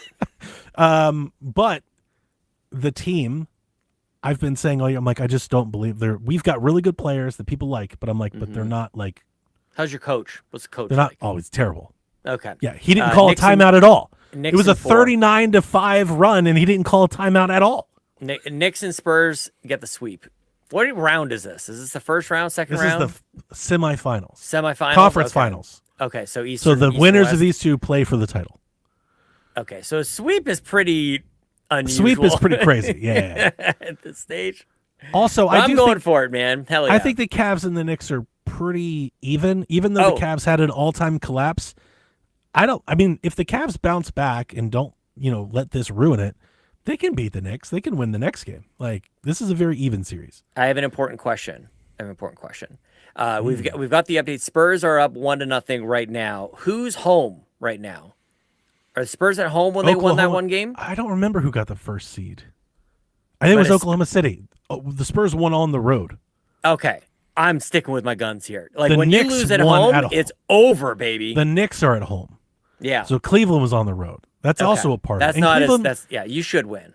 Cleveland also had 1 day's rest where the Knicks have been off for multiple days. Oh, they're beaten. That's so like prime.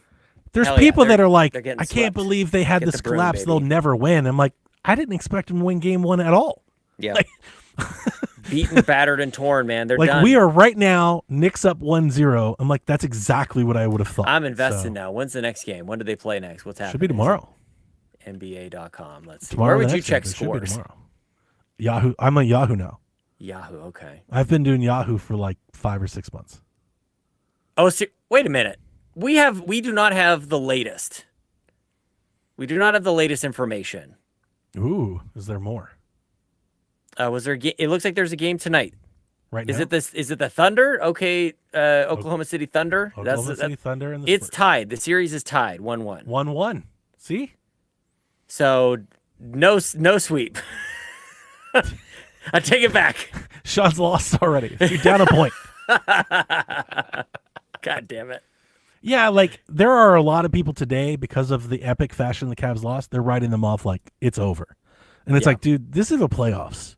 It is the playoffs. It's not over. It's a 7-game series for a reason. Now, maybe they sweep them. Maybe my team just folds, but I don't think so. Not. I don't know what the hell. I don't think listen to me for. I don't even. They'll win a game or two. They'll win a game or two. I don't even know what a nick is. Nobody does. All right, Sean, we got questions. Captain Awesome says, I want to make sure the PSVG team is taking care of themselves. So how much water do you drink in a day? Is it mostly water or soda? Oh, wow. All right, Mr. Health Man. I drink a lot of water. I drink a ton. I've got this big old thing. I drink at least 2 of these a day. I don't know how many ounces or liters this is. Does it say? I can't see. It's big. It's big and thick, Donnie. Awesome slong. Yeah, it is an awesome schlong. But I also put electrolytes in this. I get the little packets from Costco and I throw that in there. So yeah, do the exact thing. Yeah, I'm pretty well hydrated. Yeah. So I was doing a lot of water, except especially when I started doing my blood pressure medicine, it really dehydrates me. Yeah. So I was cranking water for a long time, but I don't like flat water. Okay. So it's only seltzer water. So I got like really into the Soda Stream thing. Yep. But then those bottles, like the plastic bottles, like they'd break, they'd warp. Yep. I kind of fell off and I started drinking a lot of soda. But I'm happy to report that very, very recently, like in the last month, Soda Stream, maybe not in the last month they started, but I found out Soda Stream started doing the steel aluminum bottles. Yes, that's what they should all be made like this. So I bought 4 of them and I've been back on. Hell yeah. So I probably drink 2 or 3 of these a day. Yep. I drink a lot of liquids. I usually have do too. I got a coffee in this big old thing. I drink I kind of show up to work with 2. Yeah. Oh yeah. I usually come up with 2 drinks. On a daily basis, I'm like, because I work at this desk, I come up with just dishes and cans and stuff. Like, so it's a lot. Yeah. Don't worry, Captain Awesome. Robbie says, build me your dream retro collection, but he says every game must be from the same system, like the Genesis collection. So you got to build a retro collection, but they're all from the same platform. How many games am I allowed in this collection? I'll let you decide. Oh, man. I don't know, 5? Robbie. It's late. Come up with 5 games? Retro collection. I'm thinking like maybe Game Boy. I'll give you a Game Boy collection. How about this? I'll give you the personal Sean Capri Game Boy collection that does not include Pokemon because that would be too much in licensing. Okay, I'm going to give you Kirby's Dream Land 2. I'm going to give you Super Mario 6 Golden Coins, Super Mario Land 2. I'm going to give you Donkey Kong Land. I'm going to give you NBA Jam Tournament Edition. You got to throw in Tetris. That's good. And that might be it. That might be the Sean Capri Game Boy collection of awesome. I want to do something for Wii U. I feel like that's right for me. Oh, that's a good call. Yes. But that's not what I retro? did. That's not what I did when I looked up Wii games. So I'm going to do a Wii collection. Okay. I'm going to do...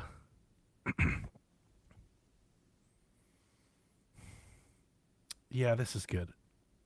I want to work Batman into it somehow, but it's not going to fit. It's not going to fit. I'm going to do...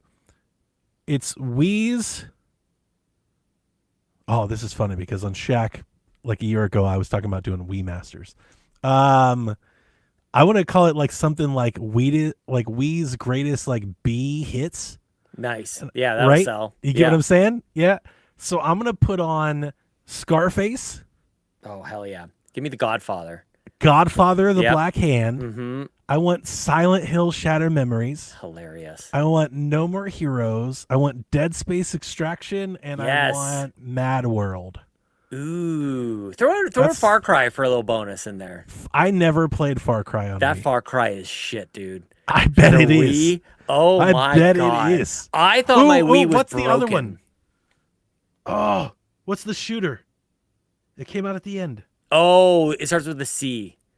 Yeah, what is that game? The Conduit. The Conduit's gotta be on there. You gotta have it. Nailed it. Yeah. Dude, that's a great collection. Yeah. The Conduit. Holy shit. Would I buy that? Absolutely. Would anybody else? Maybe funny. Seth. My brain went to Devil's Third, but that was Wii U. Ryan wasn't would. it? That was Wii U. Yeah, that was Wii U. When I started doing this, I was like, I should have picked Wii U. Yeah. No, shout out to the Conduit. That's awesome. Yeah. There was supposed to be like a remaster for Android, but it fell apart. Yeah. But I was following it because I was like, fuck yeah. Yeah, man. Like, I'll buy the conduit on phone. Oh man, it's such a fun question though, because like you could do like, especially Game Boy. I picked kind of just off the top of my head, but now that I think about it just for a second more, like all the games that actually came out for the main console, but there was a Game Boy edition. It was an entirely different game. Yeah. I love that happened shit. all the time. That was and Game Boy GBA. Yeah, like it's Tony Hawk Pro Skater 4. It's like some some 2D dot shit. Isometric. Like what the hell is this? That like you know which one got me was the Lord of the Rings game. Oh, I never saw that for Game Boy. It's like this Diablo, like top down, like yeah. Really? Yeah. Oh, that sounds great, actually. Yeah, we should do that. Like just check in a box. There's a Game Boy edition. Like the DBZ games were great. Oh man, that's my one of my biggest laments in games is that I haven't got a Dragon Ball game that I really loved. The closest is Fighters Z. I love Kakarot. I know you do, and I think we've talked about that before. Yeah. You know, that's so I talk about often. You and I will get together, and I'll talk about how old this is in this medium, or how it's dying, or my plans to end it. And a lot of that is, I feel like listen. This is not deprecation. I'm being real. Right. I do feel like I'm beginning to run out of ideas because I say things and I talk, and people are like, yeah, we talked about that. Oh, yeah. And I'm like, am I like it's starting? Like I'm thinking, I'm like, is it like my wife? Does everyone just know all the stories? That's like, so funny. You know, it's like maybe it is time to like maybe kind of hang it up. Oh yeah, I've probably should have hung it up like 3 years ago. You just feel the age, right? Feel old, not like old person, like feel old. Like I've been around a while. I've said everything to say. Like I had to say. It's been said. Not everything. Not everything. Right. Like we get new stuff every day, right? Yeah. But like my stories, I feel like they've all been told. Yeah. We have a lot of basketball questions. I'm sorry, Sean.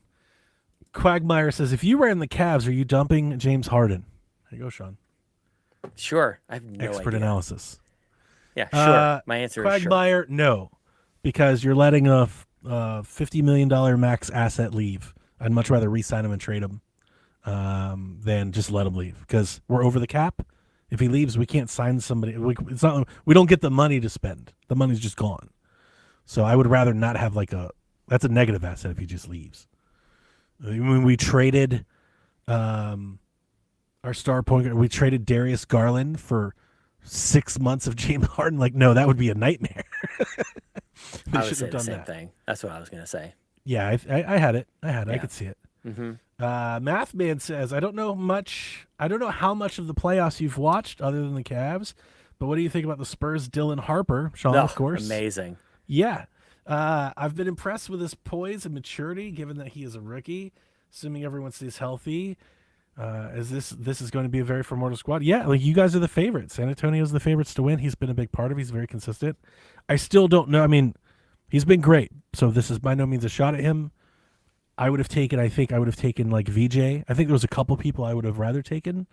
But he's interesting because the Spurs could either trade him, like if they're super committed to Fox and others, or they could focus on him and then trade the others, which is what I think they'll do. Mimo says, who's winning it all and why is it the Spurs, Sean? It's the Spurs. Definitely. You got Spurs to the end? All the way to the end. I've been following them this whole time. The Knicks haven't made the finals in it's like 50 years or something. It's crazy. Yeah, they'll lose. So to the Spurs. they're so excited to be this close. It well, feels like there's a big groundswell in the NBA community to get the Knicks there. Like they want to see the Knicks finally over. It's like a Cubs thing. It's like finally get them there. Is Patrick Ewing around? Like, is he like there at the start of games? Is he still alive? I have no idea. He's still alive. I have no idea. Is he like going to give him like pep talks? Not the Knicks. I hate the Knicks fans. No. Okay. Well, they act like they're the second best thing. They act like they're the best thing that's ever happened in basketball. They've won like one title. Yeah. Like they're just, but they act like they're the Lakers or the like. I have no idea why. But it's obnoxious. I hope we ruin their fun, but we'll see. I don't think so. I don't believe in What them. a sentence. I hope we ruin their fun. Well, 20 years ago, Sean, give or take, LeBron James, a very young LeBron James, took a very bad Cavs team to the finals and they lost to the Spurs. It'd be very poetic to see them duke it out again. All right, let's see here.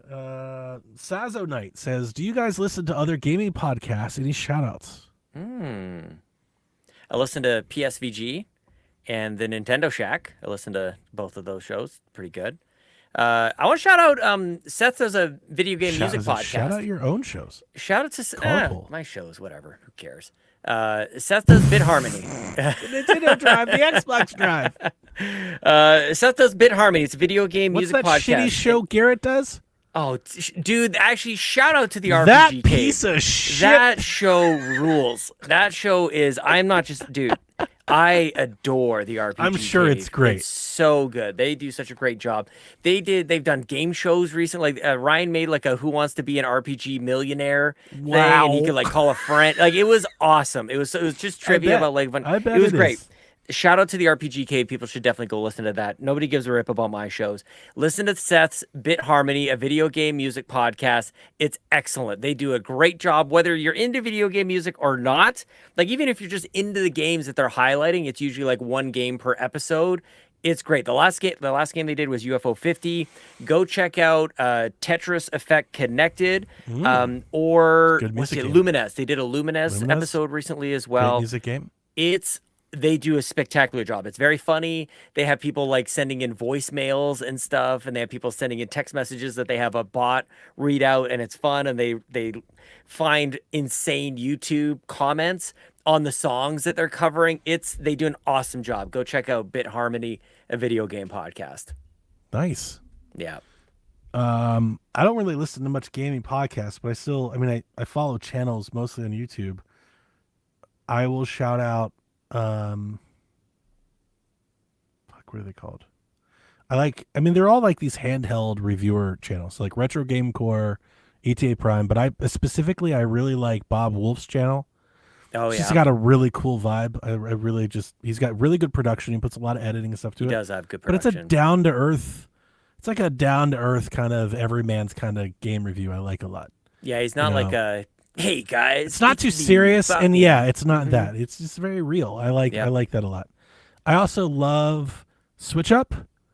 Oh yeah, that's like my go-to place for like Switch performance cover. Like, how does this game run and stuff? Like, that's my number one thing.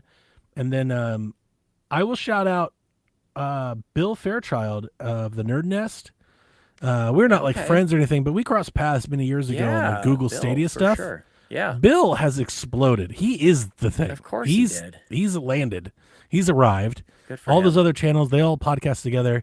Bill, for the past few years, has been really on like, he talks about everything, so I'm not going to put him in a hole, but he's been very like focused and centered on like Steam OS, Steam Deck, Steam Machine, like that sort of thing, handhelds. And he's killing it with the Steam Machine lead-in. He just interviewed Valve.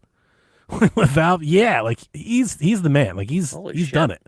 Yeah, he's got all the 100,000 views and all that. Like he's set out to do the thing, that he wanted to do, and he's accomplished it. And we've crossed paths in the place. Like we all kind of swirl out of I want to say like a very close, similar galaxy. Yep. Like we're in the kind of the same solar system. So yeah, it's been really cool to see that. Nice. He kind of killed it. Yeah, he did he took off with the Steam Deck. He was one of those. I felt like a lot of Google. There were a lot of Stadia things. I tried one as well. Yep. But a lot of Stadia people converted into like Steam channels. Sure. PC channels, and then that's taken off with the Steam Deck. And he's landed it. Oh, good for him. So nice, man. He's got good stuff. I think. Shout out Bill. Your ex co-host. He's kind of accomplishing all the things that he's wanted to do, right? He just had, I think he had the Forza, like a director from Forza Horizon. See?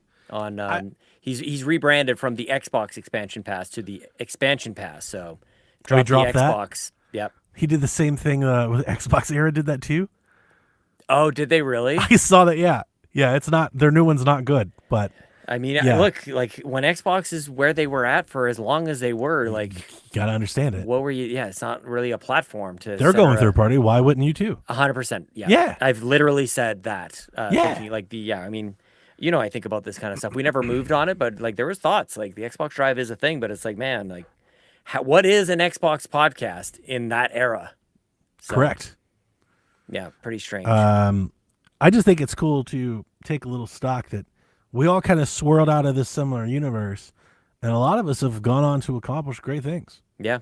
A lot of people went off to work at Game Informer. Alex Van Aken's out at Game true. Informer, and Blessings over at Kind of Funny. We were all pretty tight at one point, so pretty cool. Yeah, it's kind of crazy that we were all just kind of either friends or acquaintances online on Twitter and forums. Yep. And I would say all, but like honestly, I think everyone we've named, I cross paths with either social media or Discord or Married to the Games itself. Married to the Games like 80% of this. I think most of the people I named I've met in person. I've never met Blessing. But I met a lot of these people like in person. I've broke bread with a lot of. And I'm not even selling us short.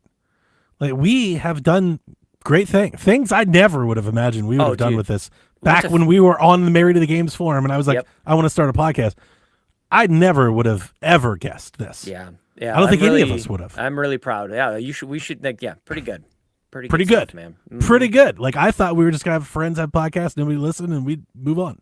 Yeah. Like, you know, like that did not happen. Then they give you a little taste, and then it all goes away. Yeah.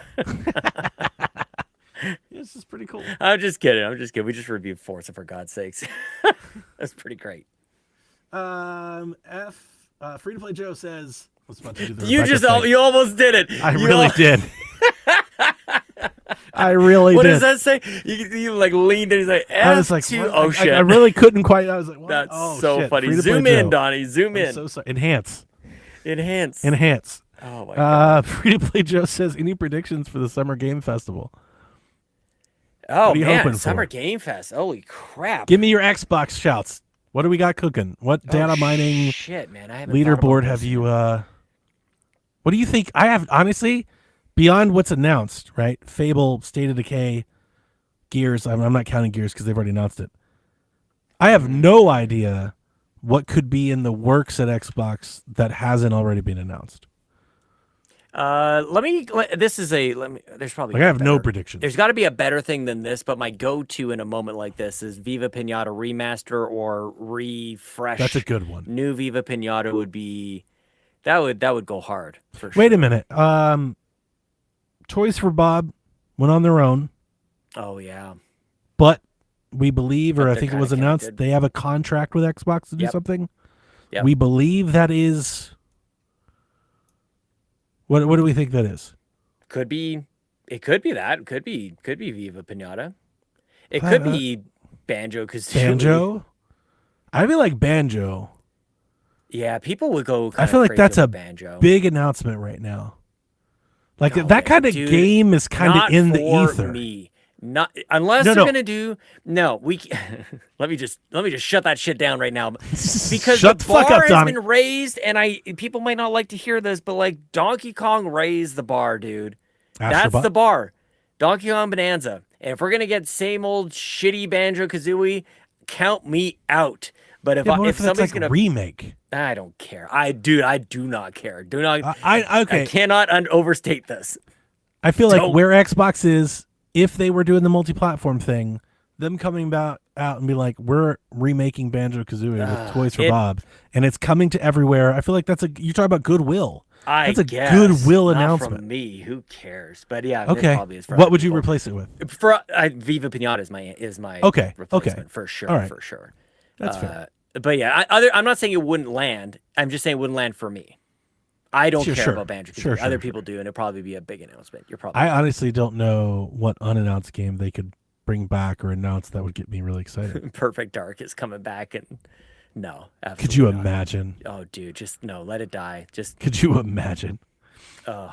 But I'm like, if I was building an Xbox showcase in my mind, I think it'd be full of games that are probably announced in Call of Duty. Right, like I would grab like Call of Duty. What's that Clockwork game? That shit looks dope. Oh yeah, you do State of Decay, you do Gears. Mm-hmm. Yeah, you get a Call of Duty in there. You throw in a couple DLC updates, a third party or two. That's a direct. That's a showcase. That's okay. Yeah, that's all right. Golly. Elder Scrolls. You can't tease that shit until it's ready. No, and it's not even ready. Leave it alone. Yeah, they announced that shit like New 7 years ago. I've played New Vegas this year. We're New getting Vegas a remaster. would be now great. that I've played, that's the one. Yeah, that's New a good Vegas one. Remastered. Yeah, that's a good hit. Yeah, a lot of the stuff is like remasters or refreshes. So that's Quake. I mean, what else are you gonna really do, dude? Quake. Now does we're Quake talking. again. If they do Quake, that's a big announcement. Yeah, that would do it. That works. Yes, please. Yeah, I think they're done with Doom. I think they've wrung all the juice out of that rag. Like that's they need a little Doom space. is done.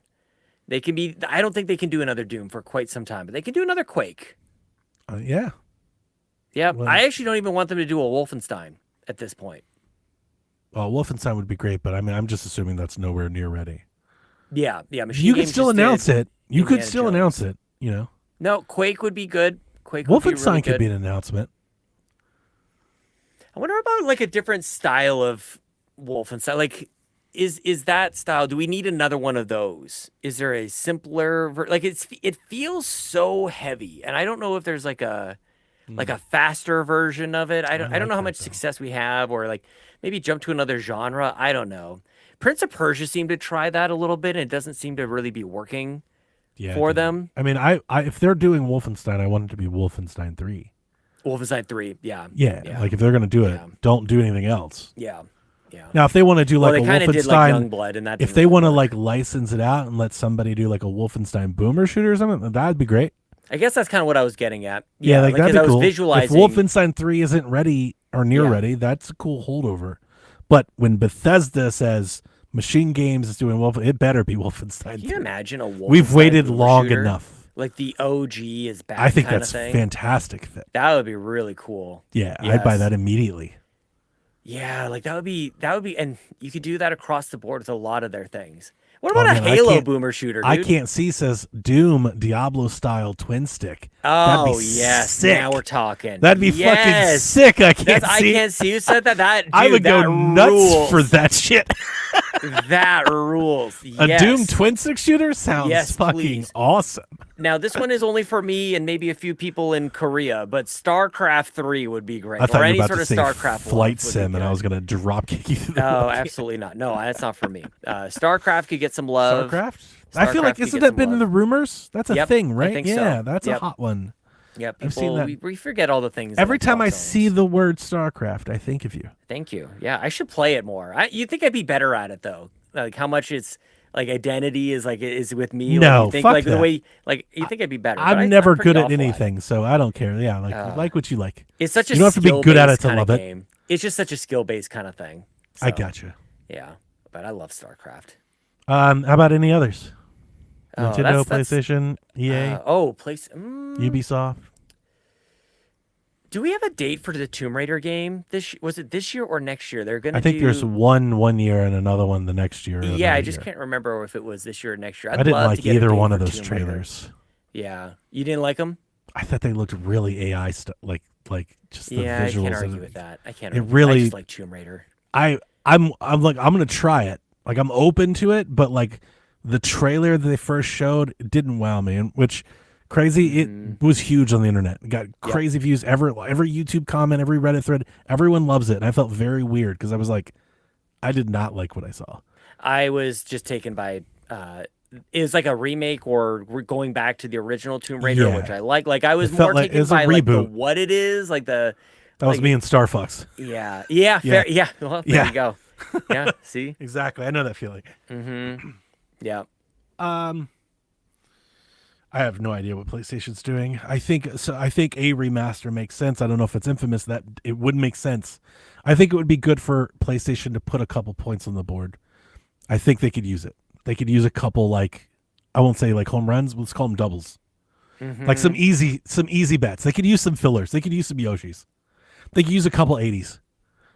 You know, like a couple, this is what our people like. It's what they want to buy. Let's give them a couple of them. They could use a couple. Yeah, they really could. Yeah, they could.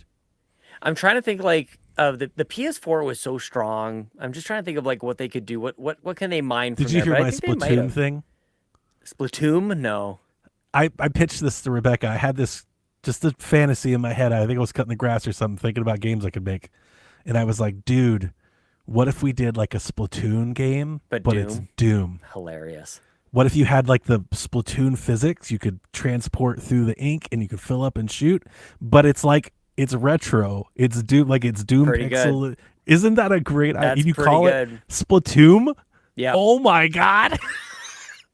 I love it. Imagine that music, but a little heavier. Like the yeah. Splatoon music. Yeah. But like, yeah. What was his like name? A metal track on like a wow wow Mick wow. Gordon. It's like, Mick Gordon does Splatoon. Yeah. Oh, it's so good. That'd be great. I'm glad you like it. Yep. Of course, dude. Made me actually think of like, what about a fighting game like Mortal Kombat Splatoon would also be pretty like just it translates so easily. The Xbox will bring back Killer Instinct somehow for some reason. What about that? You don't care about that. You don't care about Sean. I don't care about that, but I think that's a great pick. Yeah, why not bring back of the Killer games Instinct? that they could use a fighting game, and that's a branded that's a thing. Yeah, for sure. You know, PlayStation's got Marvel, Nintendo's got Smash. Xbox could use one. Mm-hmm. You know, I don't think Killer Instinct's going to move the needle, but again, a lot of it's just about being there. Yeah. Not just seeding it. You know. Mm-hmm. Um, it's an interesting time to be predicting for this stuff because I think generally everybody's expectations are so low. It's just we're about to flip the generation. Yeah. You know, we're about to get what do new you do in the consoles last and year? stuff. We didn't even talk about it. Do they announce new hardware? I don't know. I don't think so. I feel like if they didn't just make this change, if Asha didn't come in, if it was still Phil, I would say yes. And I actually kind of expected them to announce hardware last year. I'm still expecting them to announce it. I just think she's still thinking. I think she's wondering. You know, I think that she's doing everything she can to make some progress with what she has without making a big bet. Like, it's a good call. I feel like the Helix train has been on the tracks too long to change it too much. Sure. Yeah. So I think she could do Helix and something else, but I don't think you can change what Helix is. Yeah. Yeah. I don't know. I think a lot can change. I think they're still early. But more, I also depends on if the price isn't right. That's the easiest thing to do is just hold on to it. 100%. Yeah. Yeah. So that's there. That's a reality. Mm-hmm. I just think Xbox needs to turn the page. And here's my biggest take for thinking. I think they're going to announce new hardware. Announce doesn't mean price, and announce doesn't mean it's out this year. Xbox announces shit early all the fucking time. Yeah. Now, maybe her coming in is we're not going to do that anymore. Is that going to change? Yeah. But I still feel like it's a very Xbox thing just to do. Yeah, just announce stuff. Yeah. Yeah. I mean, it's the Devolver, you know. I think they'll, just announce the things. They don't care if it's real. Just it's, exactly. Yeah. I could see them doing a splash, maybe showing us what it looks like, maybe giving us a pitch for what it is, and then telling us we'll talk more about it in 2027. Yeah. I feel like they do that all the time. Right? Yeah. What was the last showcase? Maybe it was, no, Xbox only did a couple. So recent showcase, it was like everything was like 2027 and beyond. It's like, man, this is early in 2026 to be doing showcases. To be talking next year. Yeah. Yeah. I mean, honestly, if I really think about it, there is still like a back half of this year that we don't have a lot of dates for, and I might be okay with just like plotting that out. Everyone's freaking out about GTA. GTA, yeah. Which I do think will get announced at Summer Games Fest. There's a prediction. Oh, yeah, I don't know. The reason that I do is because if it's not, I figured it'd be out by now. I'm kind of thinking like if Rockstar, interesting. Like if Rockstar was going to do it on their own, I think they would have done it already. Do we not have we don't have a date. We just have 2026. Nope. We have no date, no price. What if they shadow dropped GTA 6 on us? Now they don't have to do it at Keeley's event. I'm just thinking they're going to do it around this time. That's what I'm saying. I'm not saying they shadow drop at Summer Games Fest. I just think like just in general, like if that's the way they launched it. That would be crazy. I don't think it's going to happen. They're going to put up a trailer and let people know what it is. And I mean, obviously, I love a good shadow drop. I'm a sucker for that. I wonder if Xbox is... You would think, given Xbox's financials like the last 3 years of reporting hardware, that they're staring at a quarter where they're going to sell more than they have. Yeah. I'm just hoping I'm hoping they're ready and they have stock for GTA. Like, this is like their last chance, I think, to move some stuff. Yeah. You know, like I would go really, really hard on it if I were them. What about a price drop? Can somebody figure out a price drop, please? Can we start buying consoles at a reasonable price again? I mean, yeah, I'm a love it, Sean. Like, I'm all for you, buddy.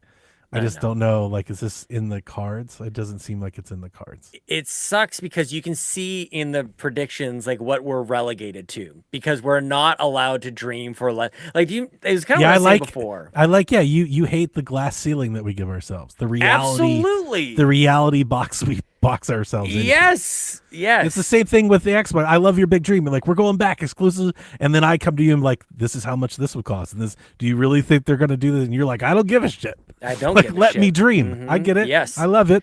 100%. Yep. Yeah. I dreamed about Splatoon. People argue about it like they're going to be in charge or responsible for doing the work. Yeah. Or that it matters to their pocketbook at all. Have you ever tried to convince somebody at work, like, oh, we should do this, we should like build this project together, and they're like, no, I don't want to do that, because they are the ones who have to do the work. Like, the only reason they're saying no to it is because it's more work for them. Yeah. I feel like that's how people respond to like big dreams that we as gamers want to be asking for in this industry. Oh, don't do that. It's like, it's going to cost too much. Out of your wallet? Yeah.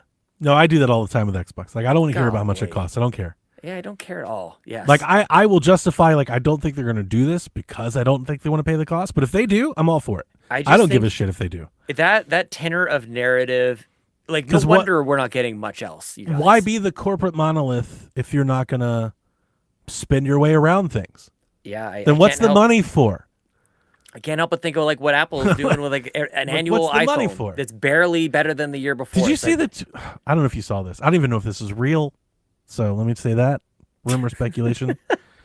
Did you see any of this stuff? It's like today or yesterday. I saw a couple articles while I was coming through the news of the new people that Asha hired. Did you see any of this? Yes. Did you see the tweet that the one guy she hired put out like 3 years ago or something? Maybe it's fake, but I don't think so. I saw a screenshot of it on Reddit.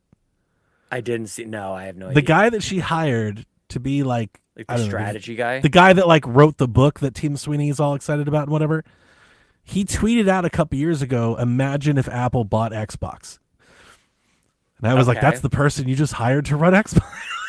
Like, I don't know if that's a good or bad thing. It's just an definitely lines up with what I'm saying. It's an interesting thing. That's why I brought it up. Yeah, definitely. Yeah. I feel like people just don't give, like, we have no comprehension of how much money we're talking about here. Oh, yeah, 100%. Like, it doesn't even, like, they bought, $69 billion as if they didn't tell us enough. They bought care. Like $69 billion. They paid cash. Yeah, cash. No payment plan, no layaway. Yep. No. They just tapped their debit card and that was it. Today. They moved on. What, do you want me to cash app you? What's that ID? Yeah, exactly. Yeah, send it by Venmo. Yeah, over to what's his face. No, I'm with you. So that's been my only point in how do you get this back? You're gonna have to buy it. You're gonna have to buy it. Yep. Like you did with 360. Mm-hmm. And if they're willing to do that, they can totally get back in this game. Mm-hmm. But in my opinion, that's the only way you get back in. Well, I've said it somewhere. I don't know if it was on a PSVG podcast, but it's worth reiterating during this conversation. I actually don't think, I think part of the answer is they've got to take a closer look at the first party stuff and the exclusive. I do think that's part of it. But I think a more nuanced, and it's going to take somebody who knows their shit to go outside of Xbox first party, lock down those exclusives. Yeah, when that's you bring what they up used the to do. 360, exactly. That's what they need. Peter Moore. Exactly. But again, Peter Moore was operating with what? A blank checkbook. Yeah. Yeah. And the red ring, no. Microsoft. The 360, everybody talks about how many it sold. They lit money on fire during 360. Mm-hmm. They bought exclusives, the red rings of death. Like, it was not profitable. 100%. But what did they get? Market share. Yep. That's what they don't have now. Yeah. The only way to get it back is to outspend the other people. You have to acquire users. Yeah. But it wasn't in a roundabout way. Like, Peter Moore was so direct line of sight of like action to result. It was like, I'm going to do this and I'm going to get thumb on the pulse. He picked the right ones too. Totally. Like, Phil was always talking about like the meta, and it was never connected directly enough to the player, to the customer. It was more about the market. Does that make a difference? Like the difference between two? It's like, that was his demeanor. Mm-hmm. He wasn't like, we're trying to win. Oh yeah. Well, Phil was trying to boil the ocean. He was trying to solve like. Phil was like, we could all win. Warming. But Peter Moore was like, no, we're here to win. That's why I said Steve Ballmer. Oh, I don't yeah. know. I want to win. Well, I don't and he care also what it takes. didn't Peter Moore come from Dreamcast? Like, didn't he? So he had like Yeah. some pretty interesting experience. And like, let's not do that. Let's Well, not. we've talked about this a bit. I want to recenter it, maybe rephrase. That's the difference when you're like a developer at PlayStation. Yeah. They're in it to win. Oh, yeah. Nintendo's in it to win. Yep. It does feel like maybe, I don't know, you'd let me know if you agree.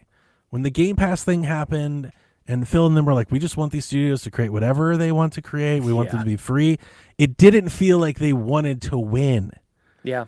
Like they were kind of just like, everyone wins in the end. We'll all be gamers. Let's center. Like it was like this. That seemed pro gamer, right? Which again, that speaks to what I'm saying. Like it's too meta. That but I feel like sell copies in units. When the company DNA culture is that competitive, we're trying to be better than we were last time, better than the others, better than them, and better than them. They're competing. Yep. That makes you make better games. 100%. That makes you make better services. That makes you fight harder. Like everything gets better. Yep. I feel like that's been missing. Yep. Yeah, for sure. Yeah, I completely agree.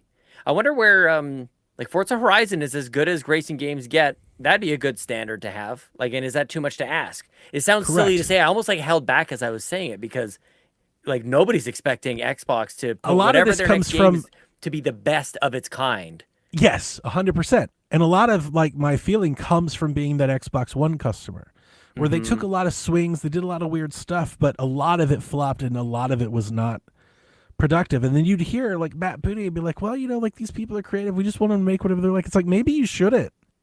Yeah. Maybe you should have them make a game that has widespread market appeal that people want to buy. Yeah. Maybe you should make an alternative to Uncharted. Maybe you should make an alternative to Mario. Maybe you should try to make an Animal Crossing. Like, these are the games that are selling. These are popular. People are buying hardware for them. Where's yours? Yeah. You know, and they're like, we've got State of Decay. It's hard to have like a serious conversation about it when it's like, yeah, that's that like, one. And this is coming from like I remember reading interviews with Reggie. He's talking about Metroid Prime. He's like, no, we need a first-person shooter. We need Halo. Yeah. You know, like I never got that sense that Xbox, like that energy's been there for a while, like a long time. And that's where I feel like that's the Microsoft part of it. Microsoft's like, we want to sell as much software to reach as many, like there's a conflict of self. Yeah. It's like they want to be third party, you know, like Microsoft does. Well, they wanted to, I mean, they Call tried of to Duty, apply the Windows. Like they look at that, like that's what they want. They want to be like 2K. Yeah. Right? But you've got Xbox and the people there, they still need to have an ecosystem. Yeah. They got to figure that out. We'll I thought PC was it. Just go PC, but we'll see. We'll see. Last question, we got so off the summit. Look, I love this. Sweet Hangs. We got so off. Do you have any other predictions? That's enough for now. I'm going to go, I think we'll see, because I don't know if I'm actually going to get a chance.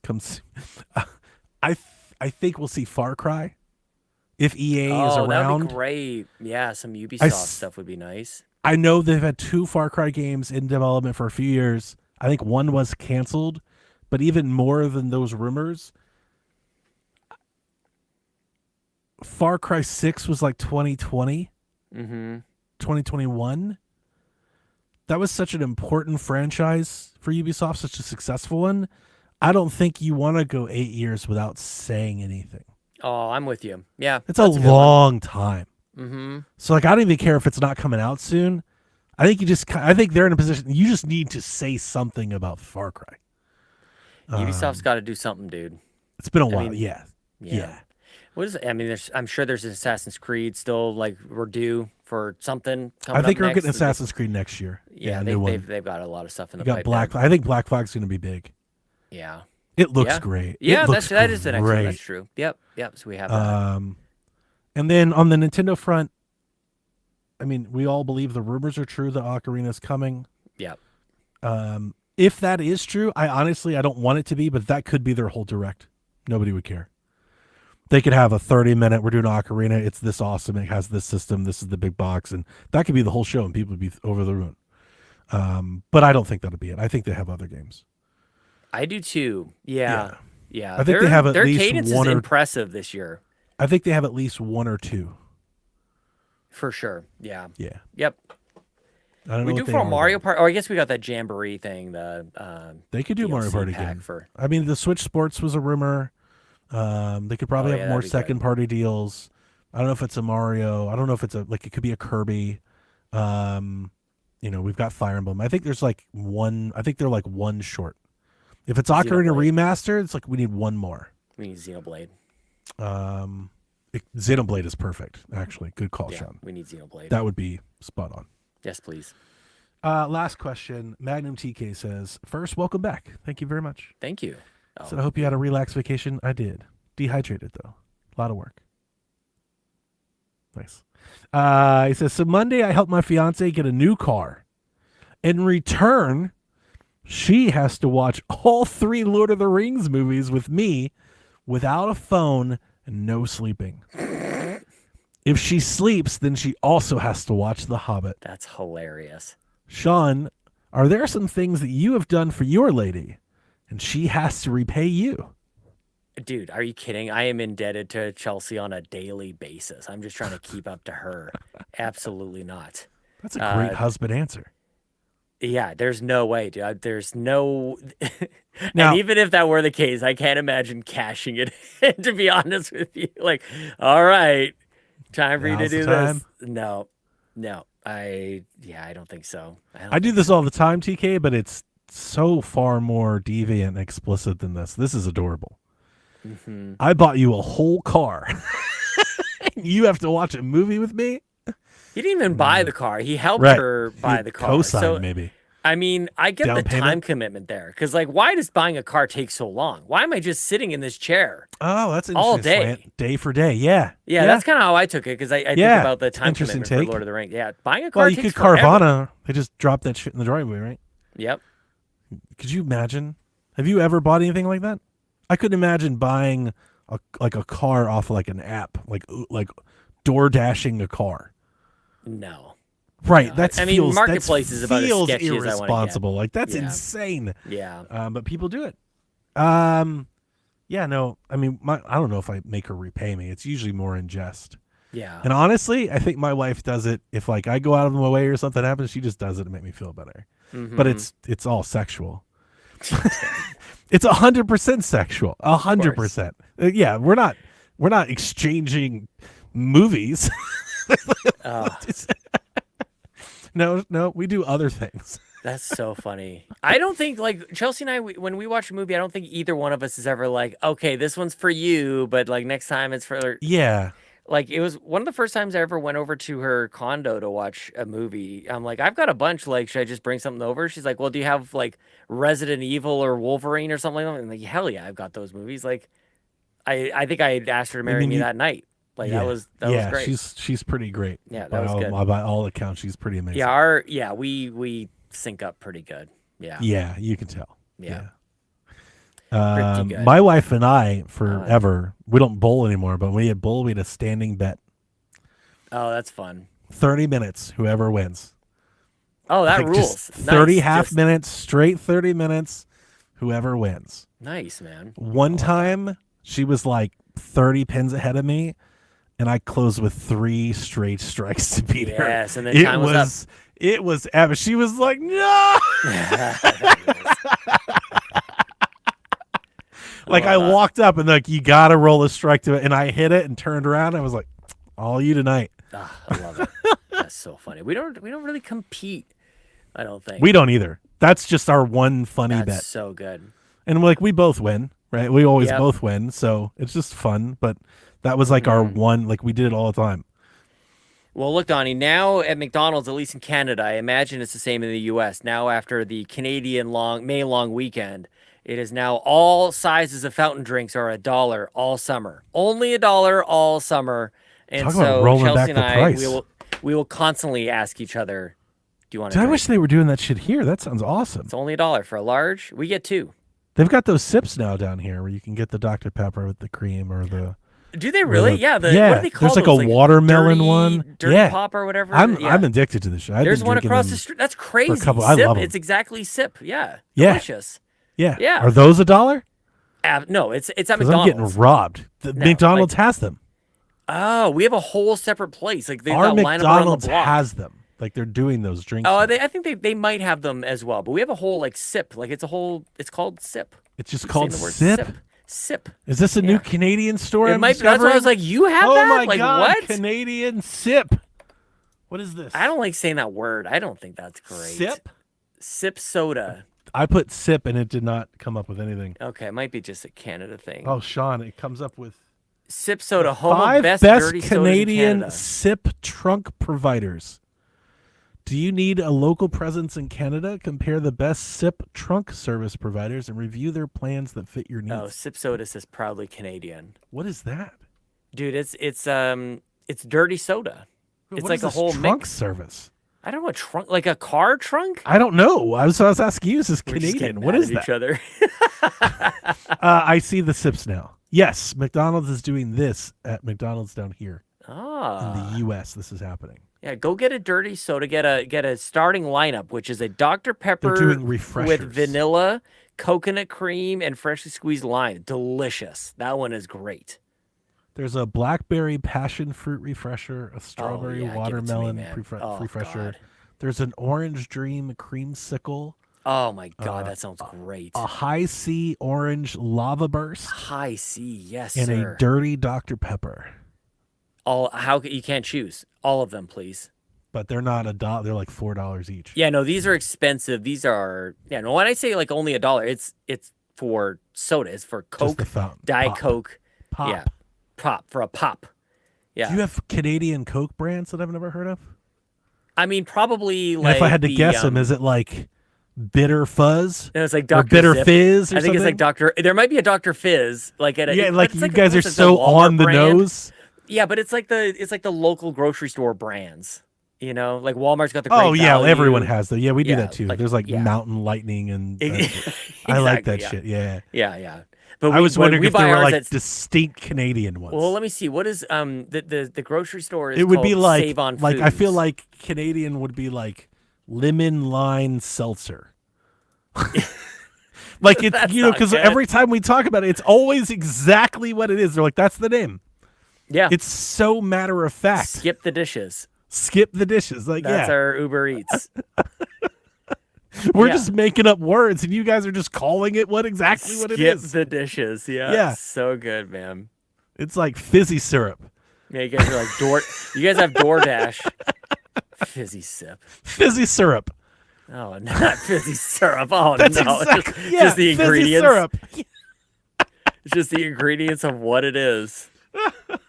Oh, damn. I love that about learning about new Canadian stores. Yeah, we're pretty. What's the other one? We got Bulk Barn and No Frills. That's the one you like. You like No Frills, the store No Frills. Yeah. We're a solid C. See, and it just feels so deprecating. It's like, listen, we're not as good as the other ones. When Haley talks about this, she like tries to defend it. I think I don't know. Like there's like it's different, and it's like there's no defending this. This is stupid as shit. We jump all over Haley. It's like just don't. She tried to tell me with the PlayStation Plus. She posted some bullshit. She was like, I'm paying $300 and I don't know $50-$70 for PlayStation Plus. I was like, you shouldn't be. That's insane. What are you talking about, Haley? That's a whole console. Like, what do you mean? What is this? What is this brand? Only Goodness. The classic cola is called Soda Fizz. Soda Fizz! Fucking nailed it! Fizz Classics Cola Soda. There's just words. I don't even know what this. Apparently, it's a source of fiber. It's gonna be like lemon bubbly. I'm sorry. What is this? This has 11% of your required fiber, recommended fiber intake. What is soda? this? I've never heard of a fiber soda. I've also not needed Fizz fiber. Classic Soda. Is it like the probiotic? It's got to be like the probiotic soda. It's a cola. Yeah. My daughter has the probiotic soda stuff. And That's got to be what that Western Family, which is the Save On Foods store brand. I'm going to read you some of ours. For Dr. Pepper knockoffs, we have And I have to use this one. Dr. Shasta. Okay. Like that. Dr. Pop. Dr. Pop. Yep. Dr. Topper. That's yeah. wild. That's awesome. Somebody named it Doc Holiday. Okay. Dr. Fiesta. No way, dude. Texas Fizz. Oh, no. Texas just put their name on Dr. Pepper. Mountain Dew, we have Mountain Lion. Mountain Lion, yeah. Mountain Drop. Mm-hmm. Mountain Yellow. Mm-hmm. Monsoon Dew. The Mighty Rain Citrus Boost. Okay, no, but for real, Monsoon Dew is way better than Mountain Dew. Monsoon Dew is the one. That should be the one. Mountain Lightning, which is the one that I've seen around here most. Oh my god, dude, that's hilarious. Coca-Cola, Freshie Cola. Freshie, nice. Freeway Cola. Yep, Freeway. Future Cola. No. Planet Cola. Hello Cola. Man. Those are bad. Some of these companies spend how much money on marketing for these? Sprite. Yeah, we'll do this. Be our last one. Sprite. Spritz. Yeah, I've seen that. Yep. Spurt. It's a real product, Sean. Oh yeah. Spurt. Oh yeah. I wish Delvin was here for that one. I want to hear what Delvin thinks about Spurt. Spurt. Oh shit, Sean. Sport. No. S-H, I kid you, I'm looking at there's an H in it. What? S-H-P-O-R-T.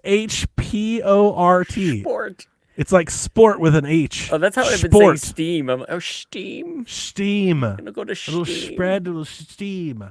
Yep. Someone called it Sprint Lemon. Oh my god. No. Strike. No. With a Y.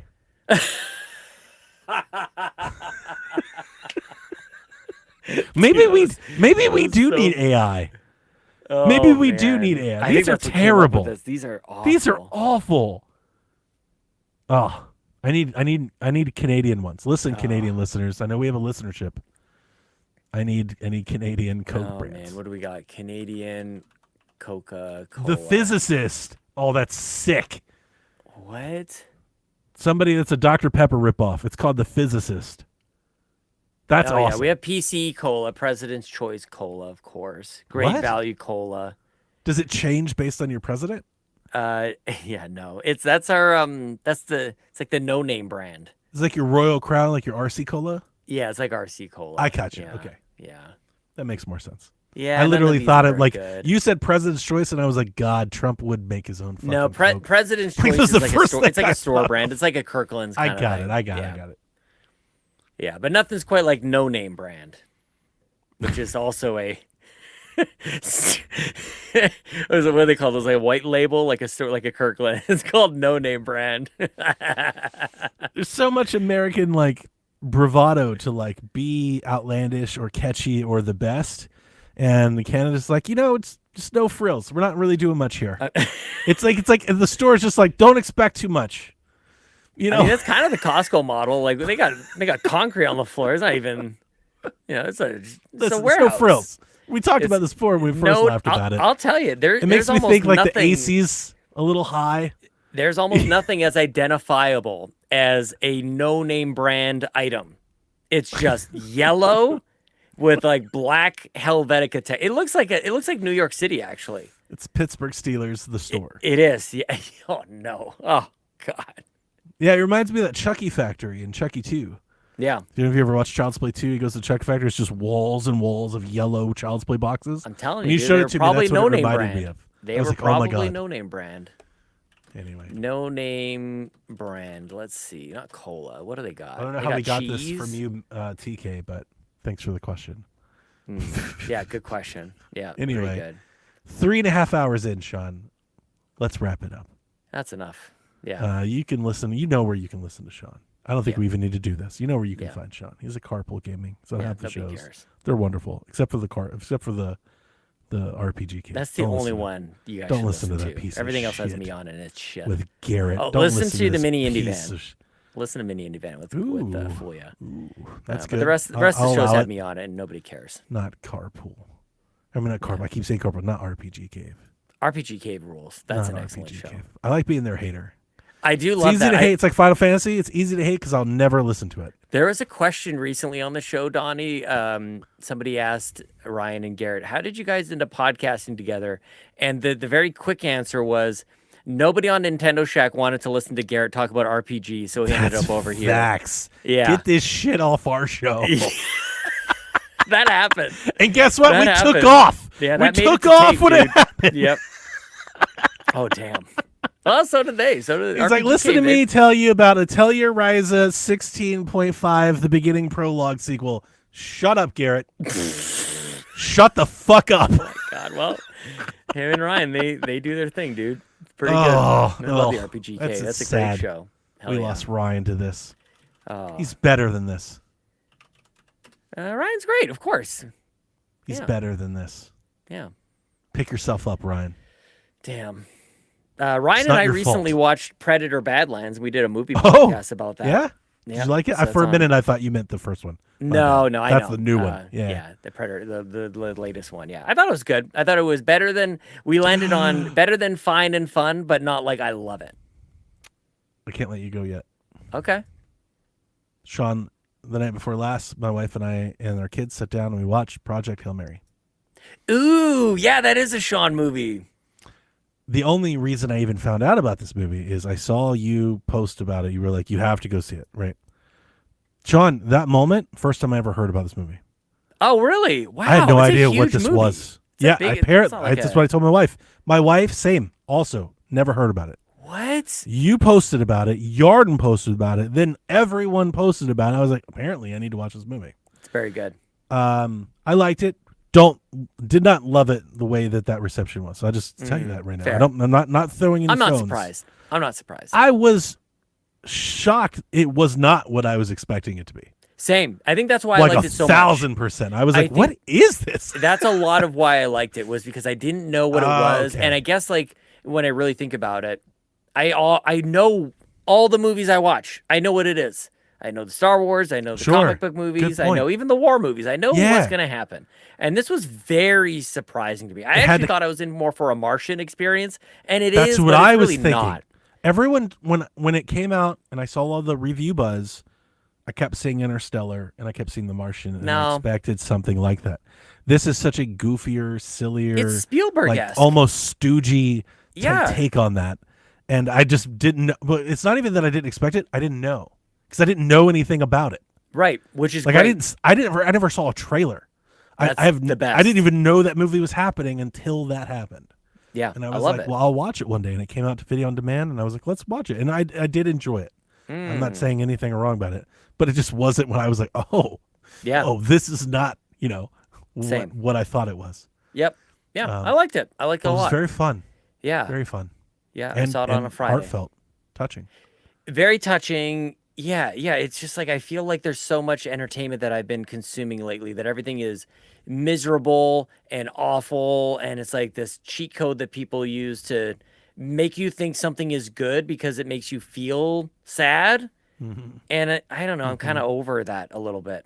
It's kind of why I haven't jumped to mixtape just yet. I don't know if that's exactly what mixtape is about. It's not. but I it's like, understand exactly that what you're saying, but it's pandering not that that. happens. Yep. Yeah. It's actually just like you were like, I'm excited that this wasn't what I was expecting. I actually really enjoyed that mixtape didn't have like a big, strong message it was pounding over the head. It's not that. Okay. It's just It's not that at a all. slice of life kind of It's moment. literally like just an everyday of your summer that you remember in high school. Oh, that's cool. Yeah. There's nothing. Nice. There's no like big message. If there's a message, it's more subliminal and it's more like remember those friends you used to have. Oh, Like yeah. it's like if you ever read like one of the things. Oh, like, that's too much. one of those days was like the last day you said goodbye to your friend or whatever. It's Yeah. more like that. There's no like. That's the racist guy, and this is the corrupt cop guy, Oh, and man, we've got to fight wow. society, and this is the corporate guy. Like Life Sure. is Strange, super fucking heavy on that shit. Yeah, you know? yeah. This is not that. Okay. And I was like, this refreshing. That not everything has to boil us down to demographics. Maybe and I'll just keep stereotypes. staying up and start playing mixtape and go on 2 hours of sleep tomorrow. I loved it. I mean, that's all I can say is I loved it. Okay. I Nice. I legit loved it. Might be one of my favorite games of the year. Wow. Yeah, I loved it. I'm not even joking. I need a limited run box. I'll buy a very expensive copy of that game. It doesn't sound like you were joking at all. It sounds like I'm just quite serious. Yeah, very, very. Like I would like to put that on the shelf. Yeah. It's Neva-esque. Oh, like, now you're talking to me. Yeah, I mean, like it hits me like it hit me strong. I really love it. Oh wow. So I may be on the higher side of that scale that everyone's upset with, but I am there. Yep. I'm not going to back down from that. I would like a very big box copy to put on my shelf. I would very much enjoy that. There's always at least one game a year that we all get upset about one way or another. I don't think this is that game. Again, we talked about this on Sweet Hangs. I think a lot of that's just overblown. Fake. Yeah. I don't think overblown. We are feeding into it now, so maybe I'll drop it. I think that machine is pushing it. Yeah. And it's a Twitter only thing. I'm not really seeing that everywhere else. Mm-hmm. So I throw it out. Twitter's Twitter. There you go. Can't believe half of it's fake. That's true. Anyway, that's going to do it, Sean. Thank you for saving the show. It's been a wonderful Sweet Hang. It's been great. Yeah, I very much enjoyed this. I'm glad your other co-hosts abandoned you, so I can come in and hang out with you. See you next week. Don't bother coming back, Devin. Hopefully we can do Summer Games Fest. Because that'll be before I take off for World Cup. I'm not doing everything this year. I'm setting my boundaries. I'm doing Xbox. I'm doing Summer Games Fest, the Keeley thing. I'll do PlayStation. I'll do the big ones. I'm not doing every single Wholesome Direct Day of Devs. All the other, like there's 1,000 show. Dude, I got showcased the fuck out last year. I remember that. I'm like, I don't even know which way is up. I'm not streaming anything. I'm not doing. I'm never gonna watch them all. I'm doing some of it, but I'm not doing all of it. I'll probably just catch recaps. That's what I've been doing for a while. That's smart. I'll probably just catch recaps. That's smart. Yeah. I'll watch it into the direct. I'll probably watch the PlayStation show. Maybe. Yeah, like I said, I'll do the big ones, but like I can't do all of them. Devolver, I'll do Devolver just for like they've been tradition. Sliding for a while. I know. It's not been great. I know. But yeah. Okay. Well, thanks for having me on. We'll appreciate it. Hopefully I didn't scare away too many of your. Or good morning. Dude, it's tomorrow for you. So. Yeah, it's good. So sorry to the 3 people who hate me and don't want to listen to me on your show, but for the rest of you guys, thanks for listening. They love it. They love the Sean. Sweet Hangs. You can come join us. Sweet Hangs. Be in our Star Fox squad. I'll be the do a bear roll. Ugly, ultra realistic character that comes back. I can't wait to do that webcam. I've been waiting to use my webcam for something. Yes. I got my Piranha the Plant webcam. Fucking let's rock. Let's do this shit. Anyway, good night, Kooplings. Let's get out of here. Nobody's sleeping in the middle of the bed. The middle of the bed is only where you do the business. But when everybody's ready to sleep, it's the side of the bed that can't be beat. It's the middle of the bed where lovers meet. But when it comes time to slumber, it's the edges. Ooh, ooh, ooh, the edges.